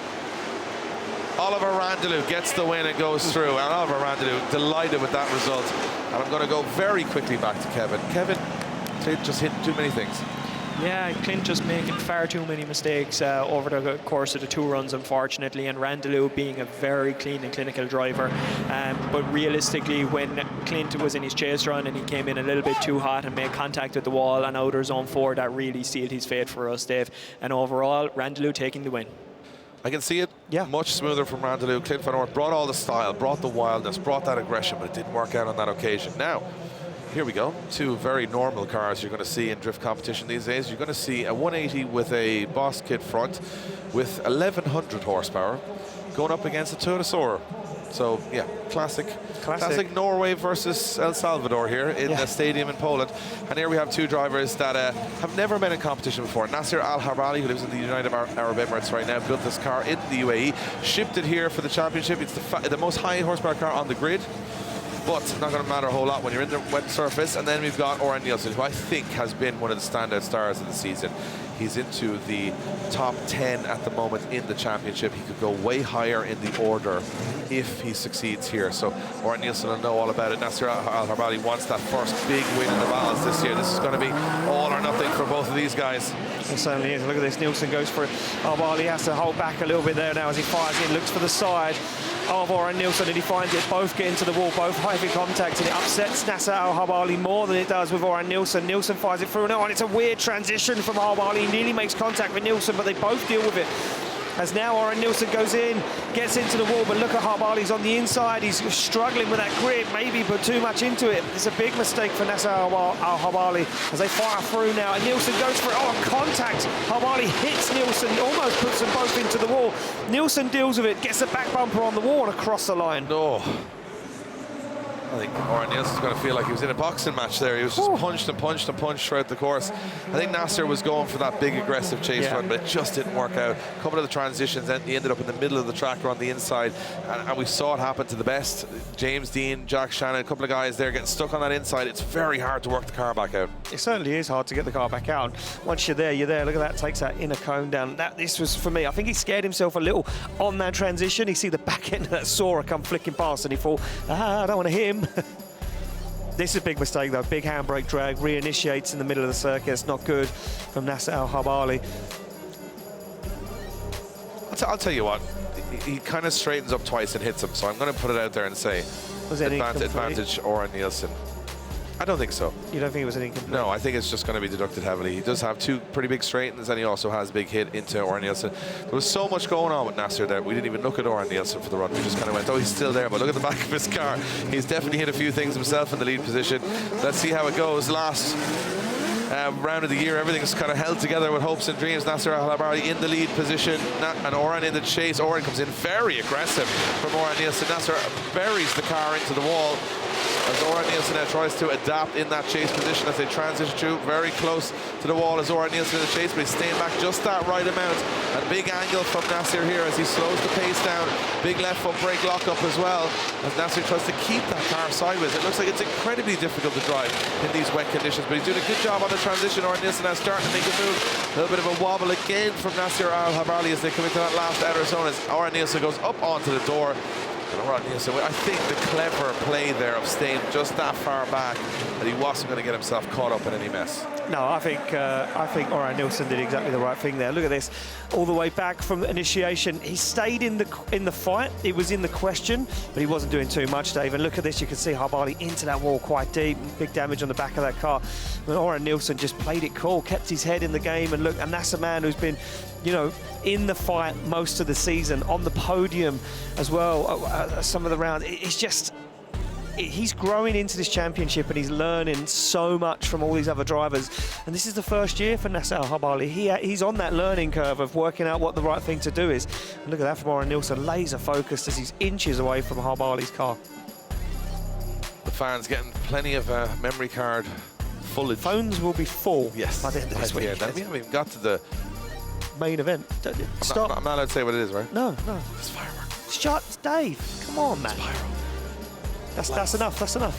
There's things happening. This stuff. It's gonna be exciting. Right? It's just a championship on the line. No? Okay. Don't want to overexcite everybody. Ian's trying to keep it on a need-to-know basis. Well, I like to people be surprised when it happens. Let's see who's going through. Happens. It's the last battle of our top 32. Who's going to make up the last step in the top 16? And it is going to be Orjan Nielsen. Orjan Nielsen gets himself through to the top 16. No major surprise there. I think Nasser Al-Habari looked like he was holding on a little bit on that one, but he did really good. He got through, he got to the top 32, and he's happy with that one. And it looks like we are going to have another very exciting top 16. I can't wait to show you this one because the championship is on the line in the top 16, which means that you guys are all going to have to come back and watch it because, I mean, you can't watch this without watching how it ends, right? I mean, yeah, it's like watching the biggest drift event of the year on the line. And he can't get into his car. He can't get into the car. So Orjan Nielsen, that's him. He's eliminated from competition. He can't get into his car. Oh, well, you got to stay there, Orjan. And that's what happens. And he's also a right-hand drive car for a left-hand drive country for Norway. This is hilarious, Dave. Yeah. Do you know what? He's like, oh. I'll tell you what, there's a couple of dodgy mechanics in that pit, so I'll get into that pretty quickly. There's a couple of thousand Becky people. Evans now, she's from the UK. She'll be able to get into that. He's like, we'll just cut the window out. It's not a problem. It's the last round. Marston's like, I have just the tool for this. We got a hole in the roof and slot him in. Yeah. No, you have to get in the other side, Orjan. He's like, I can't get into the car. He's like, there's nearly 50,000 people in it. He's going to have to do it, Dave. There's no other option. Yeah, this is not a dignified way to get out of it. Like he's climbing in. Oh, and there's an onboard as well. He looks like a spider trying to get into a nest. There he is. At least the Soar is quite spacious. He's not too bad. He got in there. Yeah, so we have to fix that door latch. I think a couple of hits from Nasser was enough to close that door. So let's have a look at the top 16 as it stands, and the championship will be on the line. Duane McKeever has to beat Juha Rintanen. Oh, sorry, he's out of the championship. He doesn't have to beat anyone, but he wants to. He wants to. And Juha Rintanen, it's going to be Kevin Piskolty against Teemu Peltola, Conor Shanahan against Juha Pöytälaakso, Peter Więcek against Jack Shannon, Kavia against LZ, and this one, the championship's on the line. If Lauri Heinen beats Benediktas Cherba, he is your 2024 Drift Masters champion.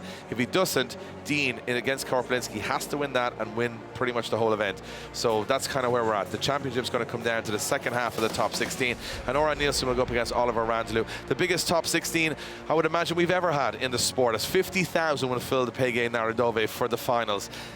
And I'll tell you what, Becky, we are now poised and ready for one hell of a finale. Yes, absolutely, Dave.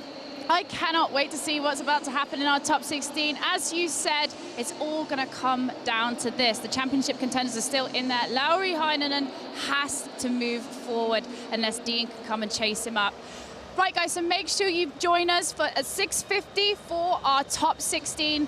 Buckle up, get yourself a cup of tea, get comfortable, watch us live on Red Bull TV. I'm Becky Evans. I'm going to be bringing you all the stories along with my commentators Dave Evigan and Ian Waddington. Join us then at 6:50. We'll see you soon.